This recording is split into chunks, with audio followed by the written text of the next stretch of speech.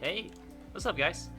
I am Red Skull Dragon alongside of my co-caster for right now is going to be Asami Ibusagi.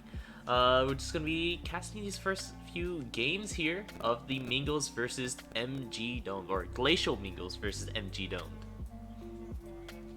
Yeah, it's gonna be my first time actually casting a game with these two. This split, I guess, is what we can call it, right? So Yeah, very interested to see uh what it'll be, and interesting band and an interesting first pick coming out with the Kane. yeah. First pick of the Kane, pretty interesting indeed. Don't see too much of the Canes around, but I mean, it still could be a pretty good pickup here. I believe the move right now is Red Cane still, possibly. Not exactly sure at the very least. Maybe it's going to be blue, but we'll see whenever we do get into game here. But typically we'll see some of the stronger junglers that they banned away Viego and Nocturne. So I'll be interested to see how the Kane pickup is going to turn out in the Lulu, and Jinx is being hovered right now. Yeah, interesting that they end up first picking the Lulu. Don't really see Lulu being a priority pick, but Jinx is locked in, and it is interesting. Kensha Nautilus locked in afterward. Huh. Yeah.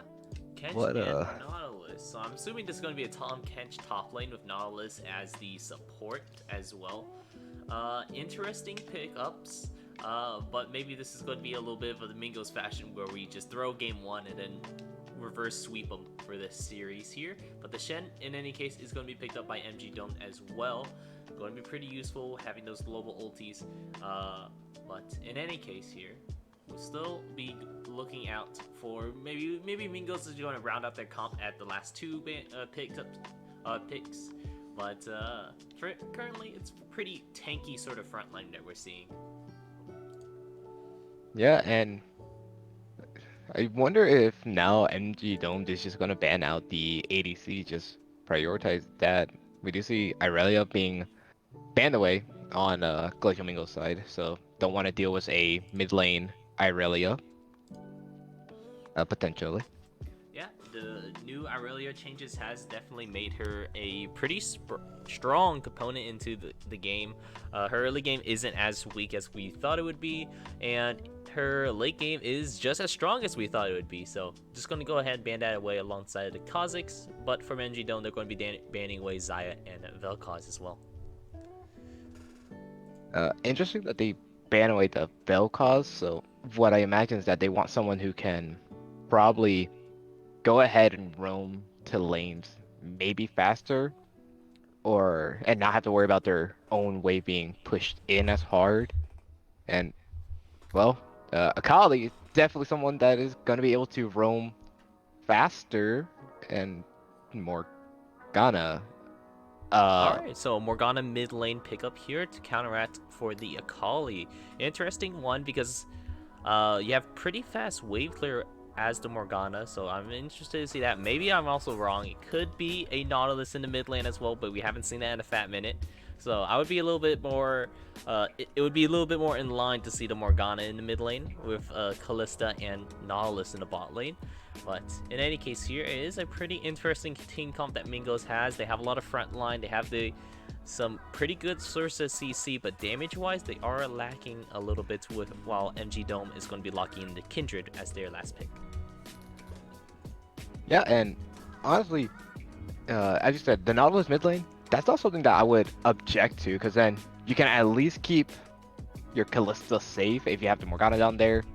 Obviously, if Nautilus goes in, he can get polymorphed, or Callista just gets polymorphed, and then Jinx can throw out the traps. That's free damage from both of them. So Morgana, I kind of like just a little more. Keeps your laner safe in the bot lane, but at the same time, Nautilus mid, we haven't seen it, or I haven't seen it since two, yeah, 2 patches ago, or 2 seasons ago when we had FPX be the world champions. Obviously, DoNB most known for playing it back then. So I'd be very interested to see if it is the Nautilus mid. Yeah, it would be pretty interesting to see here. Uh,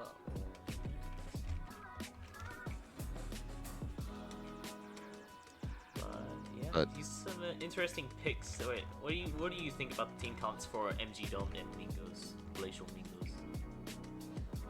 well, for Glacial Mingos, it's obvious for them. We have 3 people that are going to keep the Kalista safe. Probably Tom Kench will be the one who goes in most of the time. So Kalista probably is going to be kept safe throughout most of the fighting, as long as a colleague doesn't get onto her. So overall, I like the picks just to kind of keep the Kalista safe and sound.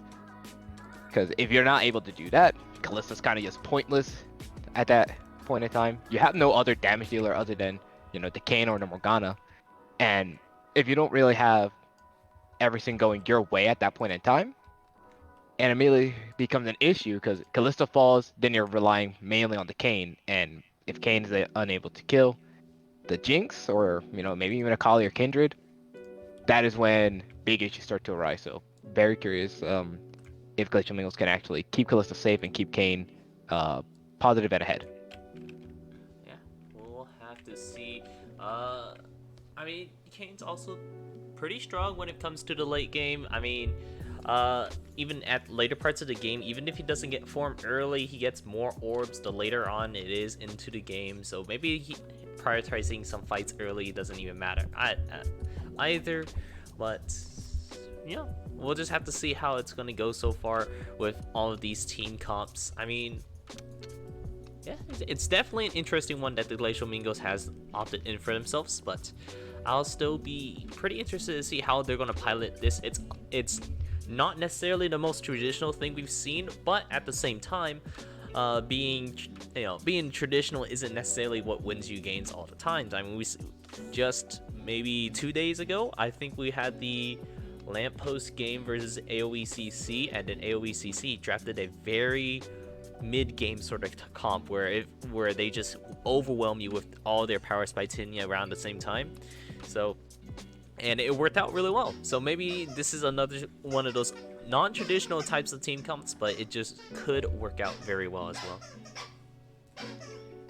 And it does look like it's gonna be the Morgana mid, just from looking at the draft. So we will have that going against the Akali.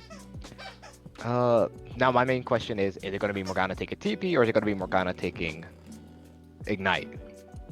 Hopefully it's the teleport, so then she can just TP in for team fights, get that nice ulti behind them, force out some flashes, or even get the CC down to really lock it all down for Chandler Clark, who's going to be handling this Kalista down there in the bot lane for the Glacial Mingle side. Hey, doing that, but in any case, we'll have to see how they do plan on piloting this team comp here, but as we're loading on in here to game, we can go ahead and look at it a little bit more lined up now, seeing that we have the lines up. But yeah, I'm interested, especially in the Kindred pick. Actually, honestly, because Xin Xiao's open right now, and I don't believe he received a nerf this patch, and I would assume he would still be one of the stronger junglers. I mean, previously for the last patch, it was Nocturne, Viego, and Xin Xiao as the three strongest sort of junglers. So I am interested to see how both these teams didn't draft for that, but instead pick their own sort of junglers and see how they're going to play around that. Because honestly, it's been a while since we've seen some other junglers other than those three. Yeah, I mean, with the Xin Zhao pick, as you said, Xin Zhao's still a very strong jungler. So, well, it is surprising that both Adam Suki and Fallen uh didn't pick him up for the jungle. At the same time, it's kind of reasonable that you don't take him because, on the side of the Glacial Mingos, if you take the Xin Zhao there, then you have to worry about the Jinx, you have to worry about the Lulu, you have to worry about the Akali, and they're probably going to force out that ultimate. So if that ultimate falls like very quickly, then it just becomes free range for really all of them. While on the side of the MG domed, you kind of have to think about, well, if I use my ultimate, Kalista can just throw Nautilus back in at me, or Tom Kent can just hop right onto me. So it's kind of understandable that they don't pick him up because ultimate's the only way of true escape at that point in time. Yeah, but I mean, it's just what's been meta so far. And Lulu, even though, is a good way to counteract it, it's still like, I mean, just one of the strong ones because you get those early ganks off and you just snowball your lanes into a further and further on point. But we'll just have to see how this is going to really go out here. Again, I mean, you're right. Shouldn't really blame how it goes because it could be just a little bit more of a comfort pick for both of these guys, and sometimes comfort is better than just what the meta can give you if you haven't really practiced too much on whatever is meta. Very true, and I think most people can think about if you paid attention, Ziggs bot lane has slowly been coming back up, and that's just because he's a menace to deal with. He can just poke you from far away. He destroys towers so quickly with that satchel charge that he has. So, you can see why it's a pretty good pick into the bot lane. But if you're not comfortable on him, if you don't really understand everything with how to use a satchel charge for good engagers, bad engagers, or just trying to escape or whatever the case may be, it can also cost you so much. So, well, Ziggs bot, very good. At the same time, you sacrifice a lot when you take it. Definitely so. But Spectator Late is going to be finishing up here. Not very much to talk about. We just kind of harped on about the junglers and their general team compositions, rather than making note about anything else here. But just fine here. We got through the little conversation here. We'll be loading into game here pretty soon. Let me get the scene ready. Yep, we are just a few seconds away from getting on in. When we look at the So we can let skins, some skin. Yeah, and Infernal Shen. Look at that sword. Spirit Lost and Kindred. Actually, a lot of people don't like the Space Groove skins, and I'm inclined to agree. Other than Blitz and Crank, and then Space Groove Nasus, I feel like those two are the best out of all the Space yeah, Grooves. absolutely. Rumbles looks nice. I will say it, like for him, like his ultimate ability and everything, they look very nice. But I kind of agree with you on there. Blitz and Crank is the probably my favorite one. Obviously, we got good old Doge Nasus. Looks nice. Yeah, and looks like we're getting right into game here. So you want to introduce this blue? Yep. On the blue side, we do have the Glacial Mingos. We have Nathaniel Lanier as the Tom Catcher in the top lane. We have Adam Suki as the Kane in the jungle. Rally is playing Morgana in the mid lane, and Chandler Clark and Gabe Kochki as the Callista Nautilus bot lane.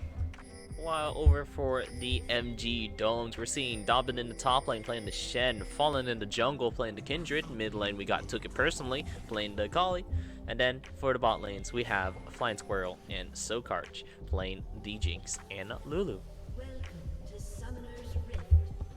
Yep, and looks like Dobbin kind of forgot to get some items, so he's not gonna be rushing out like some of the others. But kind of gonna be, but I think it's a normal beginning. Surprised they didn't put a ward down just to try and force out a flash from Fallen there. I mean, we're just gonna go ahead and just see a little bit of a trench warfare, maybe a late invade actually, which is kind of interesting. Look at that, plus 10 gold over for the Glacial Mingos. They already have a little bit of a gold lead, and they're looking to do possibly some vertical jungling. We may be seeing some of that, seeing that Fallen is pathing towards his bot side, and in doing so, means that he will be looking a little bit for maybe some bot lane ganks if any present for himself, but Kindred not the strongest jungler to really do any sort of those ganks. But so I'd say maybe Adam Suki has a little bit of the advantage in this case just because he has a just because top lane is a little bit easier for him to try to go in on. Yeah, and it is vertical jungling. They do know, or they should at least have an idea that Fallen is going to be on his blue. So got some good intel there. They'll probably just allow Kane to just get everything that he wants there, and there's some trouble. Sokarch is actually getting very low, forced the flash and the heal coming out. So those are some pretty hefty summoners spells already used just 2 minutes in. Yeah, going for a little bit of early cheese. Little downfall coming out from Flying Squirtle and Sokarch for not realizing they're in the bush there. If you were looking at the minimap, you could have seen that. Oh, Oh, flash coming in. yeah, and that's just gonna be first blood easily going over to the Callista. Flying Swirtle now in just a little bit of trouble, but we'll be just fine. Chandler Clark gonna go ahead and suck that up, so no more damage goes out to Nautilus. And we do see they're possibly gonna be collapsing onto Fallen. He doesn't even get the red buff. He gets stolen away. And a little bit of a late ping coming out from Tucker personally, possibly seeing that he wasn't able to follow. Oh, Chandler Clark, there it is, getting the last E, taking up a kill, and now Mingos already having quite a bit of lead in the bot lane here. Goes to one of those champions you haven't seen too often, but can get or is pretty strong if you know how to pilot her correctly. So, going to be pretty interesting to see how the Mingos are going to be using that early game lead in this. Oh, bless you. Thank you. You're welcome. Yeah, COVID. as you said, Callisto does have the lead. Already has the Berserkers boots in, so some pretty nice, nice attack speed coming in for her, which you love to see as any ADC really. Yeah, absolutely. Berserk Greaves is one of the most item efficient or stat efficient items, gold efficient items, because it gives you 35% attack speed. That's more than some actual attack speed items, which is quite insane for only 1100 gold. So really nicely done to pick that up, especially with those 2 kills here. We are a little bit low on the CS, but that's just fine. We can make up for that in later parts. It would snowball this Callista lead, possibly. But for MG Dome, this is not too much of a lead they need to worry about here. It is exactly the Berserker Greaves difference right now. But in any case, it is only Berserker Greaves that you're necessarily worrying about right now. Yeah, Chandler Clark just has much better kiting potential with it. Can just sidestep, and looks like they might look for a punish here in the bot lane now. Flying Squirtle going to put out the trap. There goes the Polymorph as well. But Flying Squirtle is just going down so low, will be finished off by Adam Suki. That is another kill given over to the side of the Mingos, and now the Callista is now 2-0-1. Yeah, and Adam Suki grabbing himself a kill there as well is going to be helping out some of his early game Kane, not necessarily necessarily known for his early game. He really picks up whenever he does transform into a champion. So it's going to be interesting to see if he can get form any faster. Good response from Fallen and Domin for staying a little bit closer to that riverside to allow Fallen to grab some counter jungling, knowing that Adamsuki was bot lane. So good response coming out of him, but right now he is kind of far behind. He's only level 3 compared to Adamsuki's level 5. Yeah, and you can only imagine that this is because of the fact that the Morgano came over and took away a red buff, which that's a bit feels bad. So then Fallen has to head back up to her top side, or to his top side, and has no red buff over there. And has to deal with level 2, basically the level 2 chickens, and chickens everyone knows the most ferocious beast in the Summoner's Rift.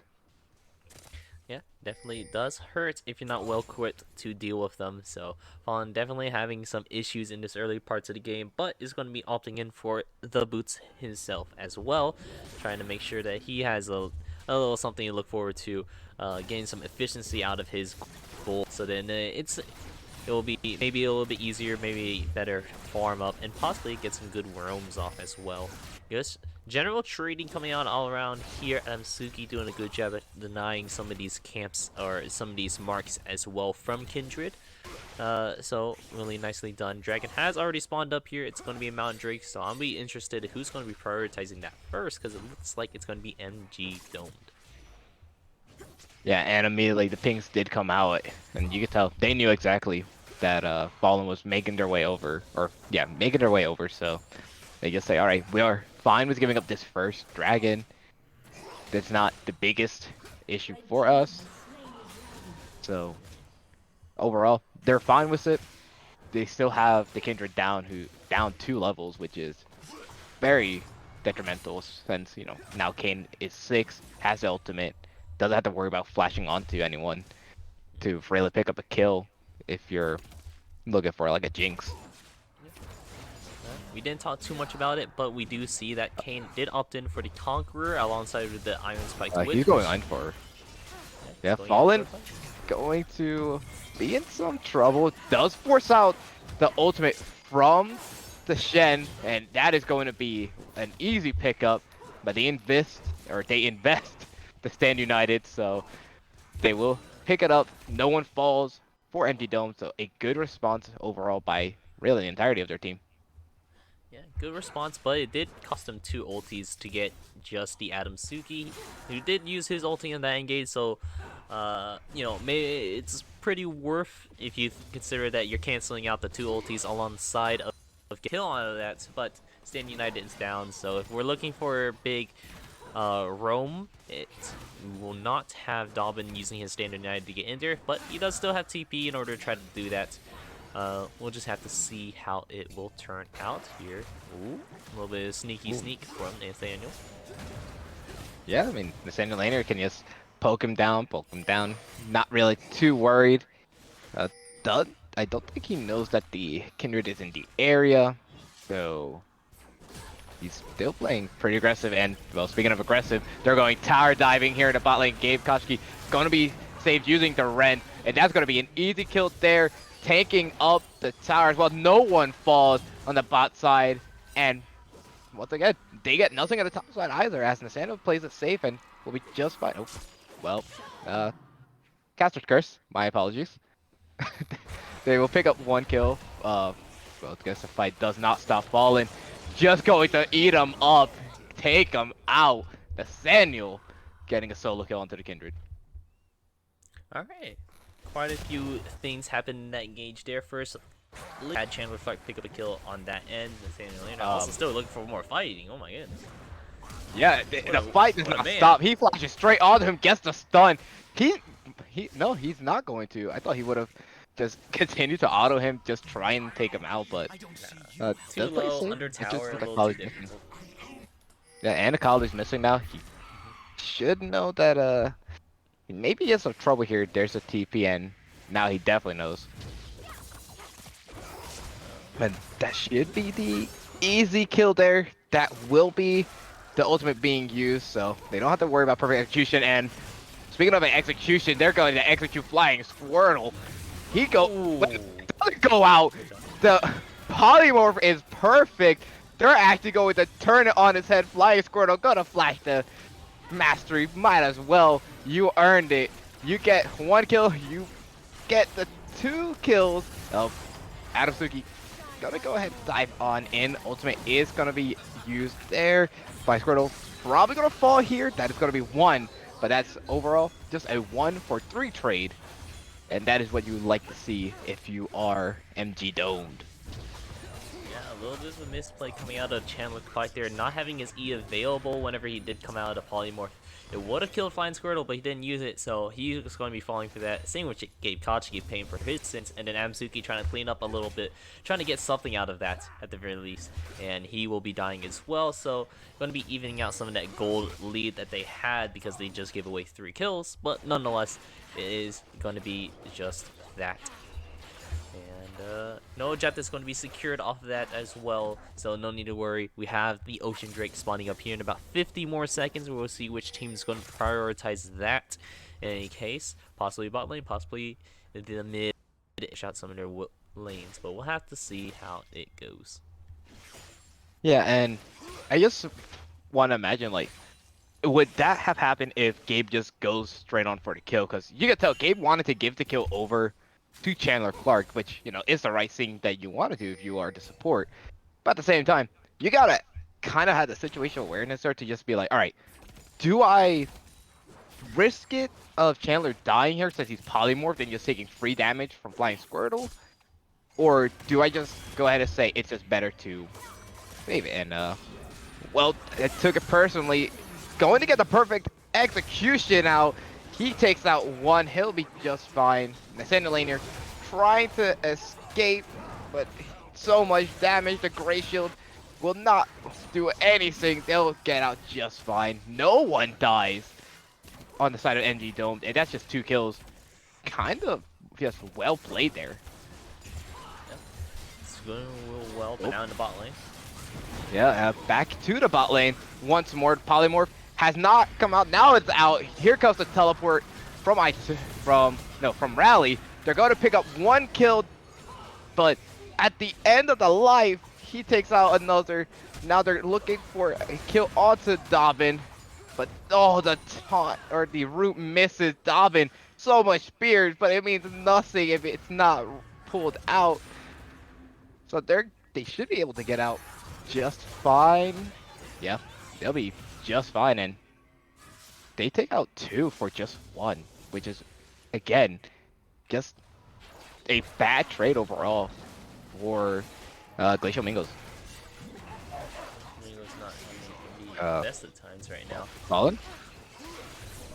But yeah, he's just trying to take it. It's fine because we took it personally right here as well. Yeah, nice job there. The flash was used just to make sure he was safe. Fallen was safe. So good use of the smite and just kiting around the big old Herald to stay safe. So Nathaniel falls for thinking that it's just him alone. Yeah. Now we're seeing not too much happening, but Ansugi might be stepped out of play. Yeah, perfect execution. Just going to be used to escape this time around. So the Slow Shackles would not complete there. Yeah. Will not be able to get that second part of the stun off. So pretty unfortunate in that they can't take down the bounty from Turk personally, but it'll just be all right so far here. We're looking at the gold leads here. It's only about a 300-400 difference, which is essentially just 1 kill off in favor for the MG Domed here. But in any case, we do have the first mythic already finished for Flying Squirtle, as well as Turk personally is having his mythic already done as well. Yeah, and when you look on the other side, there's only 1 mythic, and that's on Rally, who, you know, would obviously have that mythic item thanks to having the lane prio and having the CS advantage. So Lander's Anguish being built, Gore Drinker now coming out for Adamsuki, who has gone the blue cane path. it is interesting to see Adamsuki taking up the blue cane path instead of red here. Blue is definitely better with the amount of squishies that we have on the other team, but I am curious why he took also Conqueror alongside with the Gore Drinker instead of opting in for a little bit more traditional sort of sense. It might just be the newer build for the cane, but in any case, here is something that I'm not least used to, a loser sort of build instead of just straight up assassin. Yeah, you can see he kind of wants to go in and just survive as much as possible. There is two ganks topside, but Fallen just having so much damage, gonna force Adamsuki out. Now Nathaniel Lanier has to try and escape. He'll be just fine.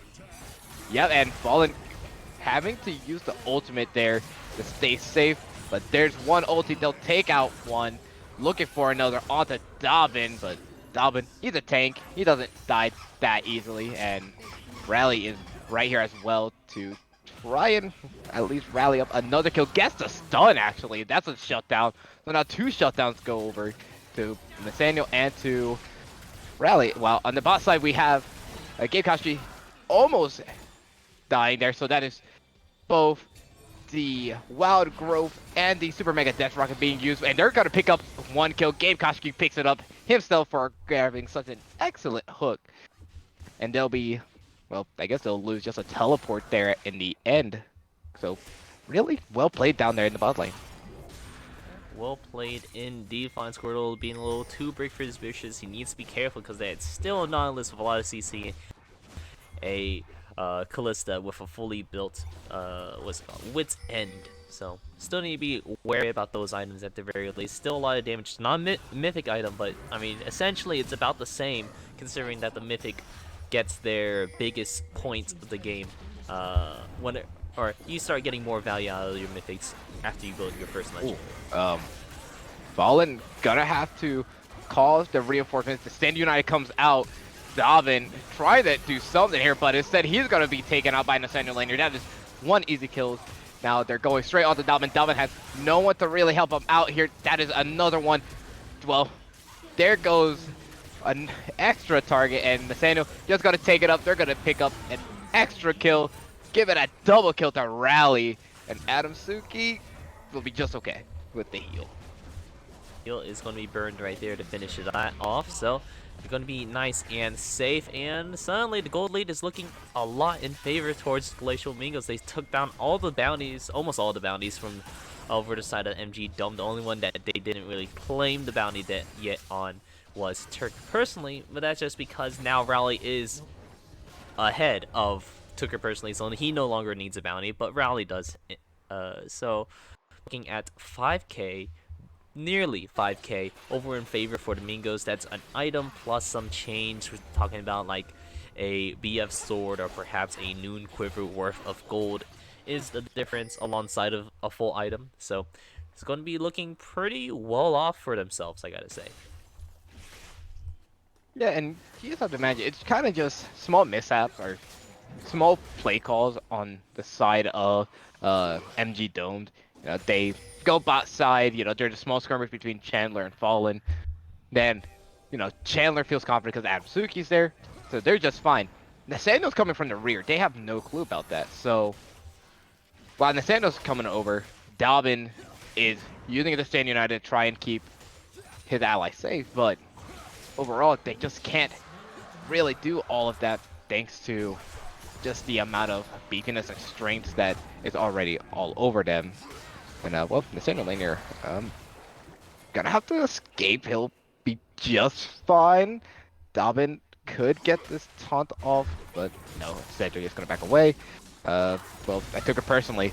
Living up to that name, he is taking this extremely personally. And there goes another Stand United, but he will take out one. The Jinx will fall, and there's gonna be a taunt. That's gonna be an extra kill. And now, one person who had that bounty, or no, the person who didn't have the bounty is still alive. Fine, and you can see here comes the reinforcements on the Nathaniel Lanier, and I took it personally. There comes the ultimate from the Kindred. Lamb's Respite going to be used, but it's not going to be enough. There goes one. The extras are just starting to fall slowly but surely. Give it a double kill over to Rally, and Kindred and the Akali are trying to escape and just stay 100% safe. Fallen actually turns it around. He picks up a kill due to Adasuki's greediness, so they'll be able to claim that as a good way to stay safe and sound and in this game. But overall, they lose the fight at the Dragon Pit. They do lose that out, but they did claim the dragon at the very least, so it's not all bad news for the Glacial Mingos. I mean, they got a lot out of it in the end of it. It was looking pretty bad for them at the start of it. I mean, Chandler Clark being a little or Gig Polish getting put out first, and then Chandler Clark using his ulti in order to bring him back, still having Gig Polish fall down, but Chandler still managed to pick up the kill over on the flying Squirtle, and Suki still doing tons of damage, leading them down towards that river. They all grouped up around the land's respite, and that's where Rally, Nathaniel, and Adazuki just kind of AoE'd them all once ever the line did fall down, and bought them enough time in order to do all that stuff. Nathaniel in there with the nice QR combo. Yeah, Dobbin does have to be careful. He does not win these fights anymore, even with the Warmogs. I mean, the first item built, I mean, you might have a Warmogs, which is pretty nice to have, but it doesn't really do much. Your top gets is just licking you to death. The lane sustain is definitely appreciated at the very least here. You got a lot of health going along with that armor that you purchased early on here. But not really going to be living up to, or comparatively to, Nathaniel Laner's Anathema's chains. Giving him just so much extra resistances as if he already built all those stats in. Ooh. Oh, they do end up getting the stun onto him, but the traps were so nicely put down. Chandler Clark unable to walk any closer, so they'll stop that potential tower dive in the bot side there. Wow, there's still two top sides, so they could try and pick up a kill onto Nathaniel here, but oh no, taunt is going to come out, but is he still going to die? It should be. Yeah, he's just fine, but my goodness, that was way too close of a call there. Very close indeed. I mean, Nathaniel was actually almost able to turn that. He has his ulti now. I don't think he had it during then, but now. Oh. Wow. Needs to be Over careful because he's still standing in that tormented soil. Yeah, and the Stand United does come out. Nice flash there as well. They're going to have the Stand United come out, try and keep Flying Squirtle safe, but he's going to fall. And honestly, look to try and get another one potentially, but we unable to. They're going on to. I took it personally. They're at least trying to just keep the King safe, so they'll manage to do that, and that should be the end of this fight, hopefully. You say that, but now we're seeing some people on the wrong side of this tower. Alvin. Oh, good. Three-man stun there. They're going straight on in there. They're going to try at least pick up one. That's going to be one taken out. That's going to be two. Great execution there by Took It Personally, but he's still going to end up falling. You may dominate, but there's only one boy that can dominate anyone else as if he's a god, and that's Tom Kent. Lambda Spike comes out. That's fine and dandy, but you will still end up falling. Rally's God Lake. Kent is dominating, and it's just the big boy squad. And well, Life Fertile, he just got back from the gray screen, and he's you know, going back to the gray screen once again. Flying Squirtle is Playwood not having a great time here, doing a little gray in this game here. I think, and it's not to his fault at all. It's just Mingos are playing this pretty well in this first game here. It's again, I would think this was slightly untraditional sort of team comp. It's still pretty front to back, but in any case here, it is you know, working out really well because Rally is just one of those people who plays control mages really well. Took It Personally did his best. He is still doing really well. Given credit that he is still doing pretty well in order to take down the high priority targets, but he needs to start trying to focus down Rally alongside of Chandler Clark and not just down Chandler Clark here. He needs to take down some of these high damage units that are providing so much utility for the team for Rally. Look at him. Oh, I have to force out the flash from Dalvin. Yeah, but they're good. Nope, never mind. There is not going to be a Death Bush setup. They should have gotten that small bit of vision to know something Dangers could potentially be there. Game Koshiki does have to be careful. They should know for members in the top side is dangerous without your Morgana and your Tom Kench. Yeah, but they are on their way. Morgana still with the TP as well, so and a fully stacked Magi, or almost fully stacked Magi. It's one away, but in any case, it is still a lot of AP underneath Rowley's belt. Already having Azonia's build as well. That's 4 items on Rowley alone, farming up so well. Yeah, 4 items compared to like anyone else on MG Dome's team, who's pretty much only at 2 items, which is where we should be at, but Raleigh just farming up really well, and also having 8 kills underneath his belt is going to be propelling himself forward. Yep. They do get the red buff, but looks like they're going to go on the fall. Stand Unite does come out along with the Lantern Spice, so now we have the full team fight. But Rally takes out the Jinx immediately. There goes 2 members. That's going to be an extra one. Akali is unable to do anything as that's just a full ace. And everyone stays alive for Glacial Mingos, and they could potentially look for the end. Yeah, I mean wave mid lane as well, so we could at least get a couple inhibitors down.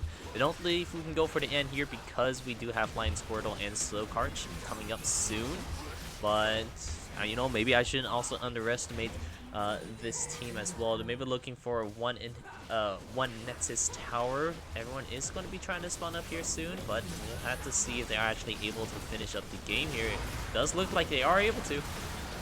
Yeah, and you know, once again, Flying Sparrow goes back to the Great Scrape for the 12th time, unable to stay alive. That's going to be the end of the first game. Very well played by Mingos there, just to slam it on down. Yeah, really nicely done indeed. So congratulations to Glacial Mingos winning out on that first game there, and yeah, it's just a really good job. It was a much faster game, ending off on the 26-minute mark. I'm saying it's a faster game because yesterday I was casting through, I want to say it was like a 30-something minute game and then a 41-minute game. But in any case, well done to Glacial Mingos for winning out game 1. We'll be taking a quick break while we set up for the next game. And, well, in that time, don't go anywhere. We'll be right back.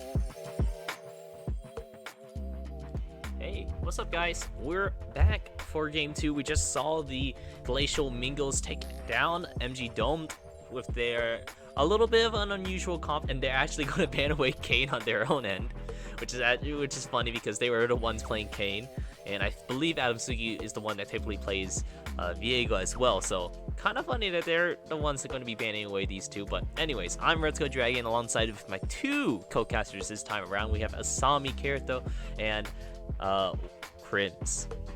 Hey guys, didn't want to miss out on the action here. Couldn't get to game one, but you know what? I'll take the rest of this series. Yeah, and well, yeah, they're gonna do it this time. This time around, Zinzao left up. Zinzao is locked in, so they do want to get the good old spicy jungle menace.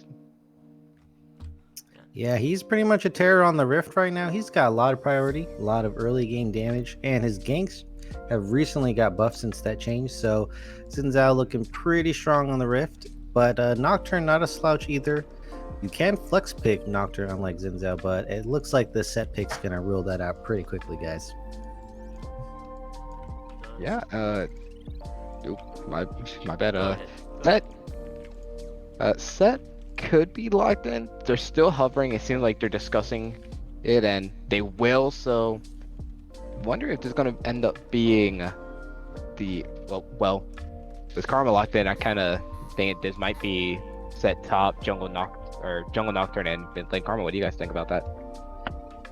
Yeah, I mean, Karma right now is a pretty weak mid or pretty weaker on the side of enchanters.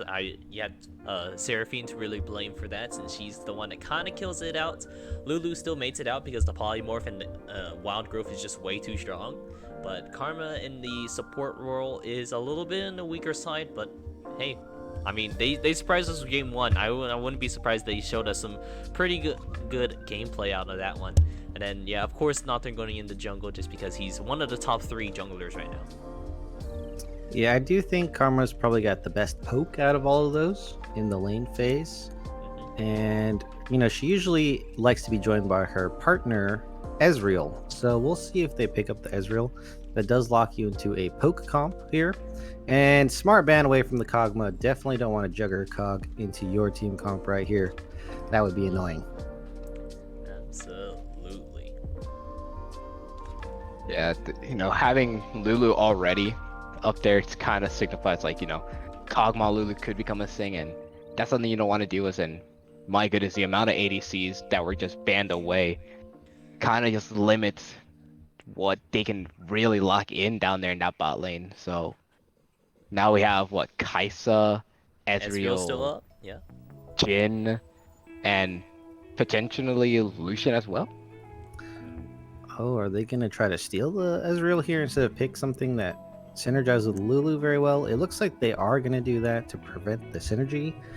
However, I think, this leaves up a lot of mid picks and a huge possible mid counter. We'll see if that ends up being very vital in this game, though.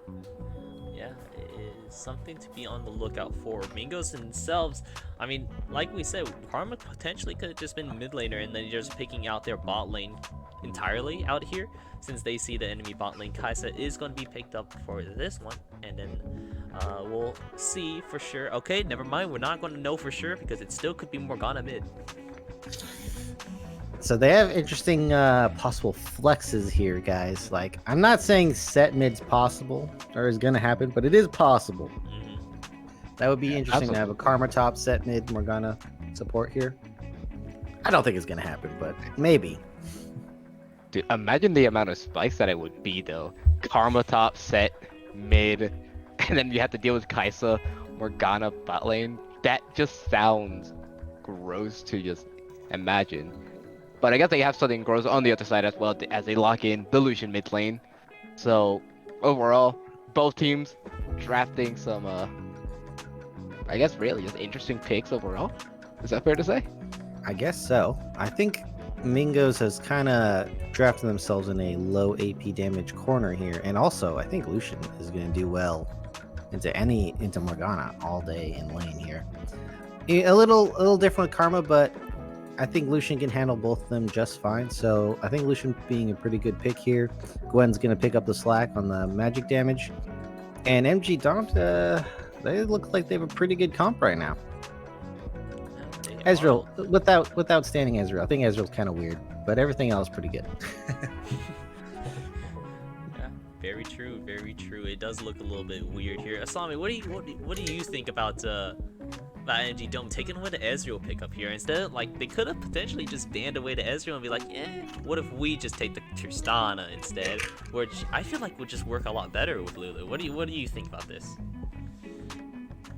Yeah, overall, obviously they wanted to steal away the Ezreal so that they're not forced into a lane that's just getting poked down over and over and over again, because then that's just reset central down there. They're just going to be forced to play the back end of it all.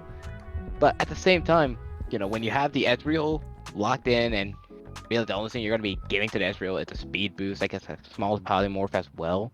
The bot lane kind of just if he wants okay, you got the Lulu, but the Kog'Maw's banned away, you don't really get what you want. So I guess when they locked in Lucian, they kind of was all right, we need someone who's going to be there for this mid lane, because we don't expect Ezreal to be at the point that he should be by around the time that a normal Ezreal would. So give some more time to Ezreal by someone who just annoys the living daylight out of people in the Lucian pick in mid. So interesting, but I guess not the weirdest thing that we could have seen. I'm kind of in the Rex boat here that he built. I think they should just ban Ezreal.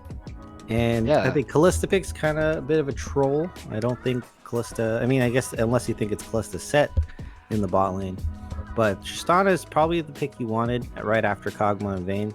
So I really don't think picking the Ezreal, banning it would have been way better. But on the other side, I mean, Karma Kaisa is not that great of a lane either. So both bot lanes, not at their ideal. I 100% agree. Both are kind of, if you want, I guess, like, if you're the Karma, you can poke away the Mhm. Ezreal and Lulu, try and stop them from getting CS, while Kaisa slowly but surely will get up to a point where she's scary. Uh, I I mean, I mean, think Kaisa prefers more engage supports because that yeah, act works with her passive very well, and it lets her alt engage in the backline in a team fight. But with this comp here, they don't really. She doesn't really have any backline access. Maybe Nocturne, if they can get like a pick, but it doesn't seem like they're going to be able to have reliable backline access for this Kaisa. I agree. I mean, if we're looking at the bot lane, it's kind of, well, let's just be honest, we're gonna be confused. We're just gonna be confused overall looking at this bot lane over and over again. So if we just ignore this bot lane, pretend it doesn't exist for the past 3 minutes, 3.5 minutes after this is all done, we'll be okay.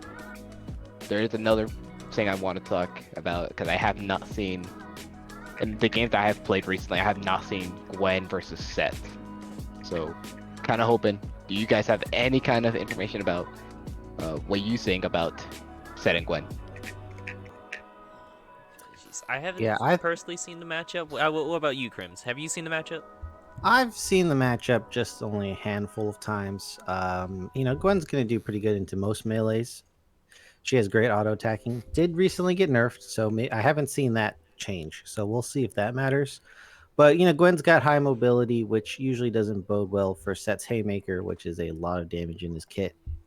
On Hmm. the other hand, though, in the first few levels, Set's pretty strong, and he might be able to get good trades on Gwen and start off a good laning phase from there on. But definitely scaling factors in Gwen's favor. Yeah, we'll just have to see how that really turns out here.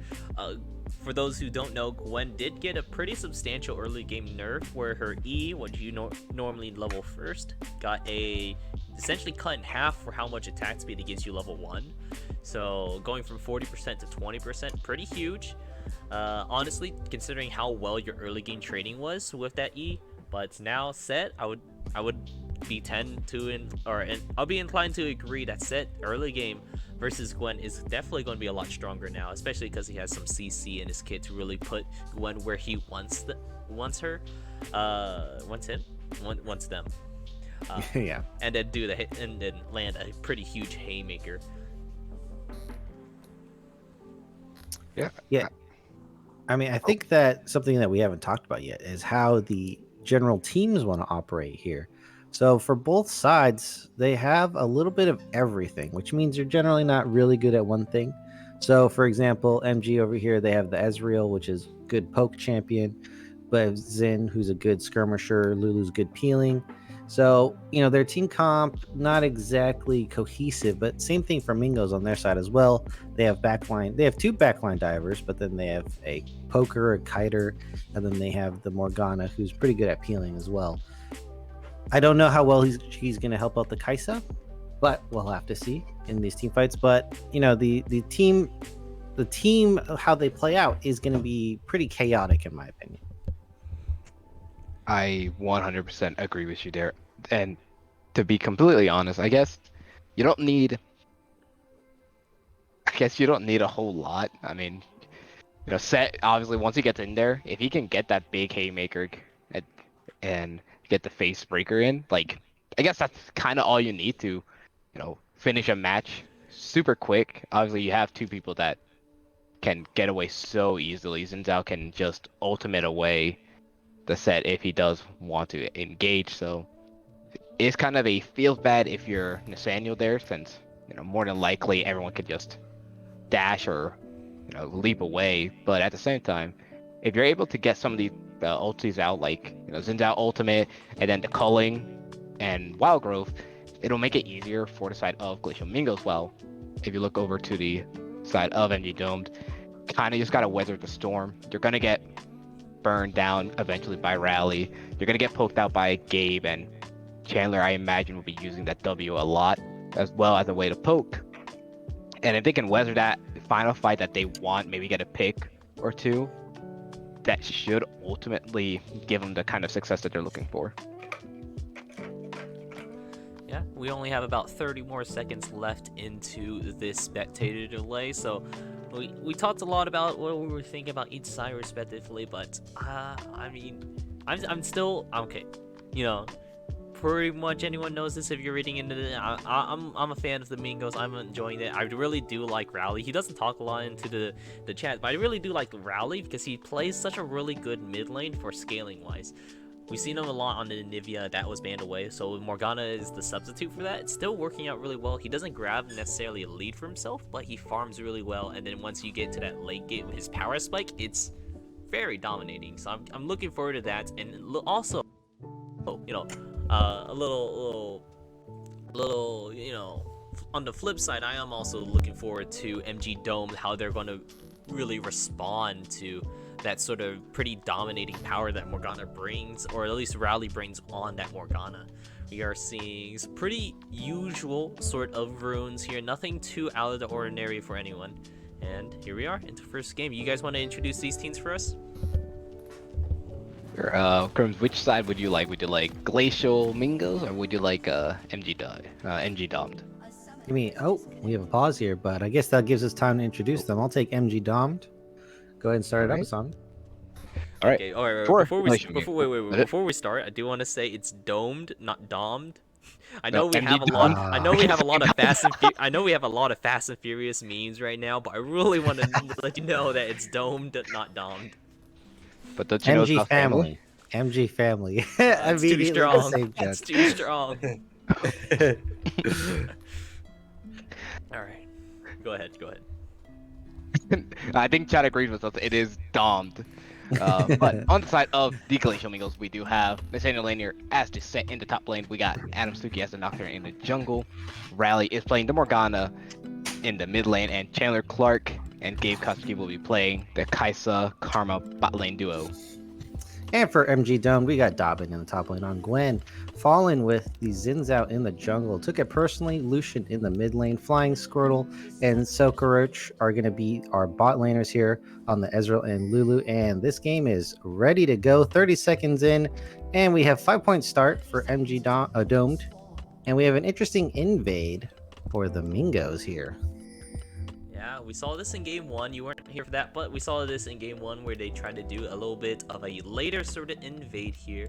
But right now, MG Domed is doing a pretty good job looking at all the entrance points, making sure that no one's sneaking their way in, and then Nathaniel just drawing a line for them. First blood already drew out by Dobbin using that E. So if your team looking to counter that, I guess you could invade their bot side since they're 3 top. And they could have done that if they've done their research here. Obviously kind of hard to pick that out. But now that it's been shown, that's the counter, folks. You can go ahead and invade their bot side. Yep. But, Oh, got the ward. yeah, I want to point out, Rally's staying topside. So they're looking to possibly cheese out a first blood since they know the Gwen's not taking a flash. Well, we'll see if Took It Personally is going to notify Dobbin up there.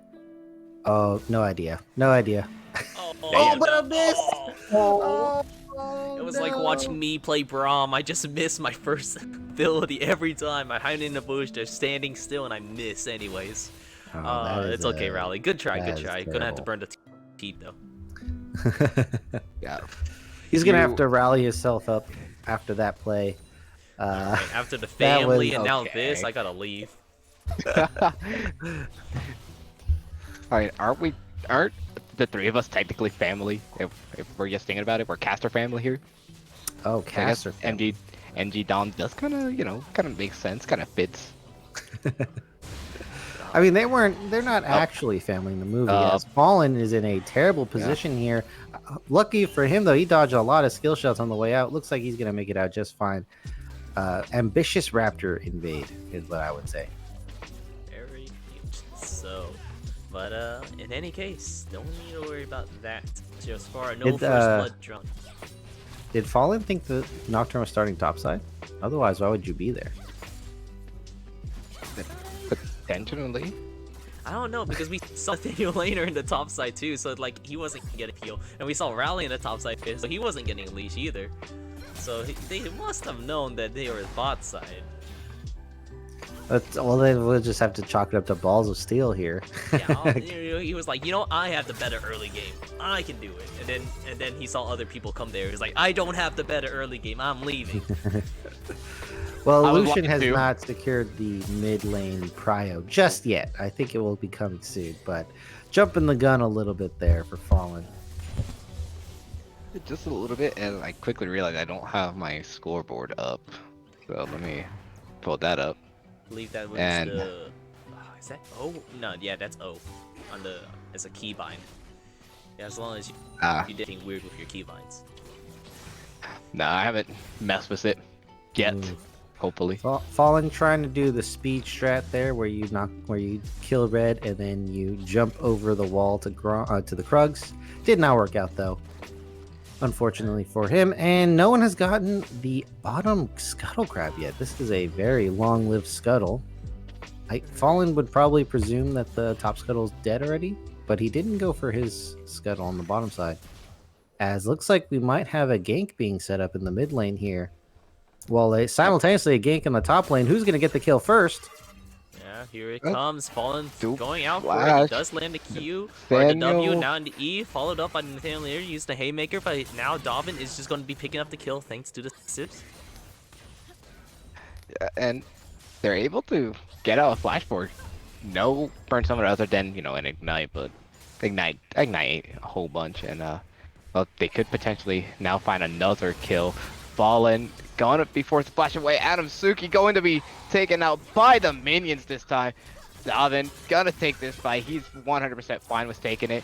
There goes the haymaker, but you're not haymaking anything. That's a double kill, and now it is a catastrophe in the top lane, and you don't like that. I am Oh, yeah, go ahead. Well, I'll just say I'm interested in what haymaking is. I just wanted to know. Well, you go out into the fields, you gather some wheat, you cut it down. At that point, then it becomes hay. So then you're making hay. So is that making hay out of their faces then? Oh, okay. All right. Yeah. I'm just gonna. You grind them down into some flour, mix it up with some yeast, and then boom, we got ourselves some bread. Oh, well, you always have to reap your hay, right? Rally taking a big trade, and then eventually a death from the Lucian ultimate there. And yep, Lucian just destroys Morgana mid. I think we all knew it. They had a lot of counter picks available to them, and Lucian was a very good one. And now Rally looking pretty sad without the teleport that he lost, as we have another trade on top lane. Dobbin versus Nathaniel here. Who's going to win? Nathaniel is leaving, taking the Q on the way out there, as we have a Dragon Secure happening for the MG Domed here. First Drake for them. Going to be looking pretty good for them. Oh, level 6 advantage. Yeah, level 6 over for the top lane too. Man, it's just not looking great for the Mingos right now. The Glacial Mingos definitely not enjoying their times on the Rift so far. But scaling up wise, I'm curious how that's going to turn out as well. Because, playing Squirtle on the Ezreal, no slouch for scaling as well. Tucker personally playing 80, so obviously he's going to scale up very well. So Karch on the Lulu scales up very well. So Mango's kind of at a point where it's like, when are we going to be strong against them? Have our power spikes to really be the point where we can try to overturn them. So, not looking great for the Glacial Mingos right now, but I'm sure, with a little bit of better plays, they're sure to turn it around if we can just find those openings that MG Dome is sure to leave up. Yeah, but at the same time, it kind of is, has to be that they allow these openings to kind of take place. But, Gwen has a pretty substantial lead, has the Leeching Leer, has a Blasting Wand ready. Your Jungler has the Bomby Cinder, so you can already tell he's just a little bit more ahead than Adam Suki is. But both of them have a lead. I took it personally. It's once again taking it personally. He's going for the kill, going for the flash, and well, Rally finding out that ADCs mid are just a menace to society. Yeah, and they made one designed for mid lane. Jeez, Akshan. Oh, I thought he was a top laner. No, no, he's a mid laner. Gwen was supposed to be their top laner, and she is. She works out really well in the top lane. Viego's their jungler, and they're next releasing another mid laner, gonna be that burst mage. It was going to be artillery, but then they realized her kit was more bursty rather than artillery. And that's the Yordle one, right? The one that's Yeah, like Yumi Master. The depression Yordle. Yeah. Nothing Wait, isn't that a beats good movement? old depression Yordle. Oh, That's a good one, isn't it? Lonely Yordle. Oh. Not No, necessarily it's depressed. it's very similar, but yeah. No, you have it. You have the very delicate intricacies of the lore unlocked in your brain. No, absolutely. You know. oh well. Here's a pretty nice gank overall. Center laner trying his best, but he just could not get around. That's an easy kill. I was Easy wondering killing why spree he was now. running in, and I was like, Nathaniel quickly realized my splash is not up yet, and I'm falling very quickly. This is not good. I don't even Call think it he a was. I don't think he was even gankable, to be honest. Right in front of the turret too. That is that's some bad news bears for Nathaniel up there. The crazy thing about it is that they knew too. They 100% or he 100% knew. Like he was just stayed there, and he still just walked up and was like, "All right, I'm not 100% sure if you left, but I'll walk up instead and falls for his action." I have a question for the both of you. How much money would it take for you to both be in Adam Suki's position right now? Oh, Well, I mean, right now, when he's ulting over on top of take it personally and then dies to the tower grade. I mean, honestly, we'll just, say before. We'll say before. just like a solo queue game right now. I'll do it right now. That's just me playing normally. I gotta say. yeah, that's a Right relate. now, it's not looking like a great spot for the Mingos. Like I've been saying, top side of the map is kind of yikes. I would say middle is kind of yikes. If you are Adam Suki, of every other lane has failed you. You must go bottom. There is no other way. No other lane is recoverable. It's all in the pretty hands sure- of Chandler. It has to be. There's no other way. Like I'm pretty sure Chandler and Gabe right now are like asking their teams like, "What is going on, guys? We haven't died once, and we've already given up 7 kills. What is happening? Hello." Let's look on the bright side. Chandler Clark has exactly 10 CS per minute right now. Look at him. He's doing so good. Don't look at That's the top. exactly why Yeah, let me Adam needs to go down there. Let me close out the scoreboard. Without anything else, Chandler Clark's doing a great job. He has so much CS. That's why does. Adam needs to go down there. He needs to propel this lead in the bot lane. I want to see 20, 30 CS lead for Chandler here. Otherwise, this is going to be a stop, guys. Yeah, I definitely don't want to see that. I mean, after seeing last game, it was so close, but now this one, it's getting a little bit of a tougher matchup for them. And I'm sure with bot lane, they can't necessarily go for any kills here because it's such a safe lane with Sokarch and Flying Squirtle. Just pretty much I would say the two safest champions who play bot lane, even though they don't synergize together well. They just synergize in the sense that like you can't touch us. That's Yeah. very. I mean, Ezreal known for self-peel. Lulu known for helping AD carries survive. So it's going to be tough to take him down. Blue team's turret has been Oh. destroyed. Any trouble for Nathaniel there? No, actually. Oh, that Ezreal. Kinda Wow. hurts. Yeah, that's Yeah.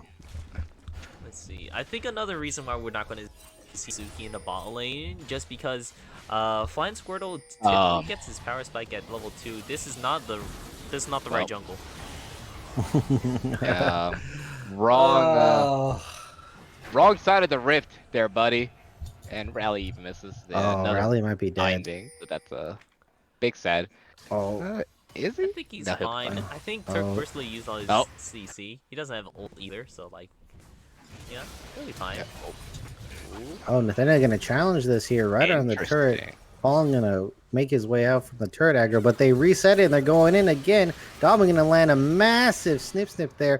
Fallen going really low. He's gonna flash out, and Dobbin gonna pick up the kill right at the end. That was a pretty well executed turret dive. Nathaniel, you made it close, buddy. We gave you props. You know what's very sad? Adam Suki used ulti right before he died, so he doesn't have it up now, so he can't get the kill right now. It's very sad. Oh, maybe double. Oh. Okay. Oh, okay. Oh. Here we go. All right. You know, we're just saying a come back. lot of okays, but to narrate that fight, he auto attack, he win. Oh, He Q autoed, and just autoed away. That's basically all he did, and that's all he I needed think to do. okays were appropriate for this. for just- that. just say play by okay. play. Yeah, I thought it was. Honestly, I thought MG Dome was gonna Right turn on. that around. I was like, yo, wait. But yeah, double kill over for Amsuki is gonna be pretty good. He's gonna enjoy that, so he gets that strike breaker faster.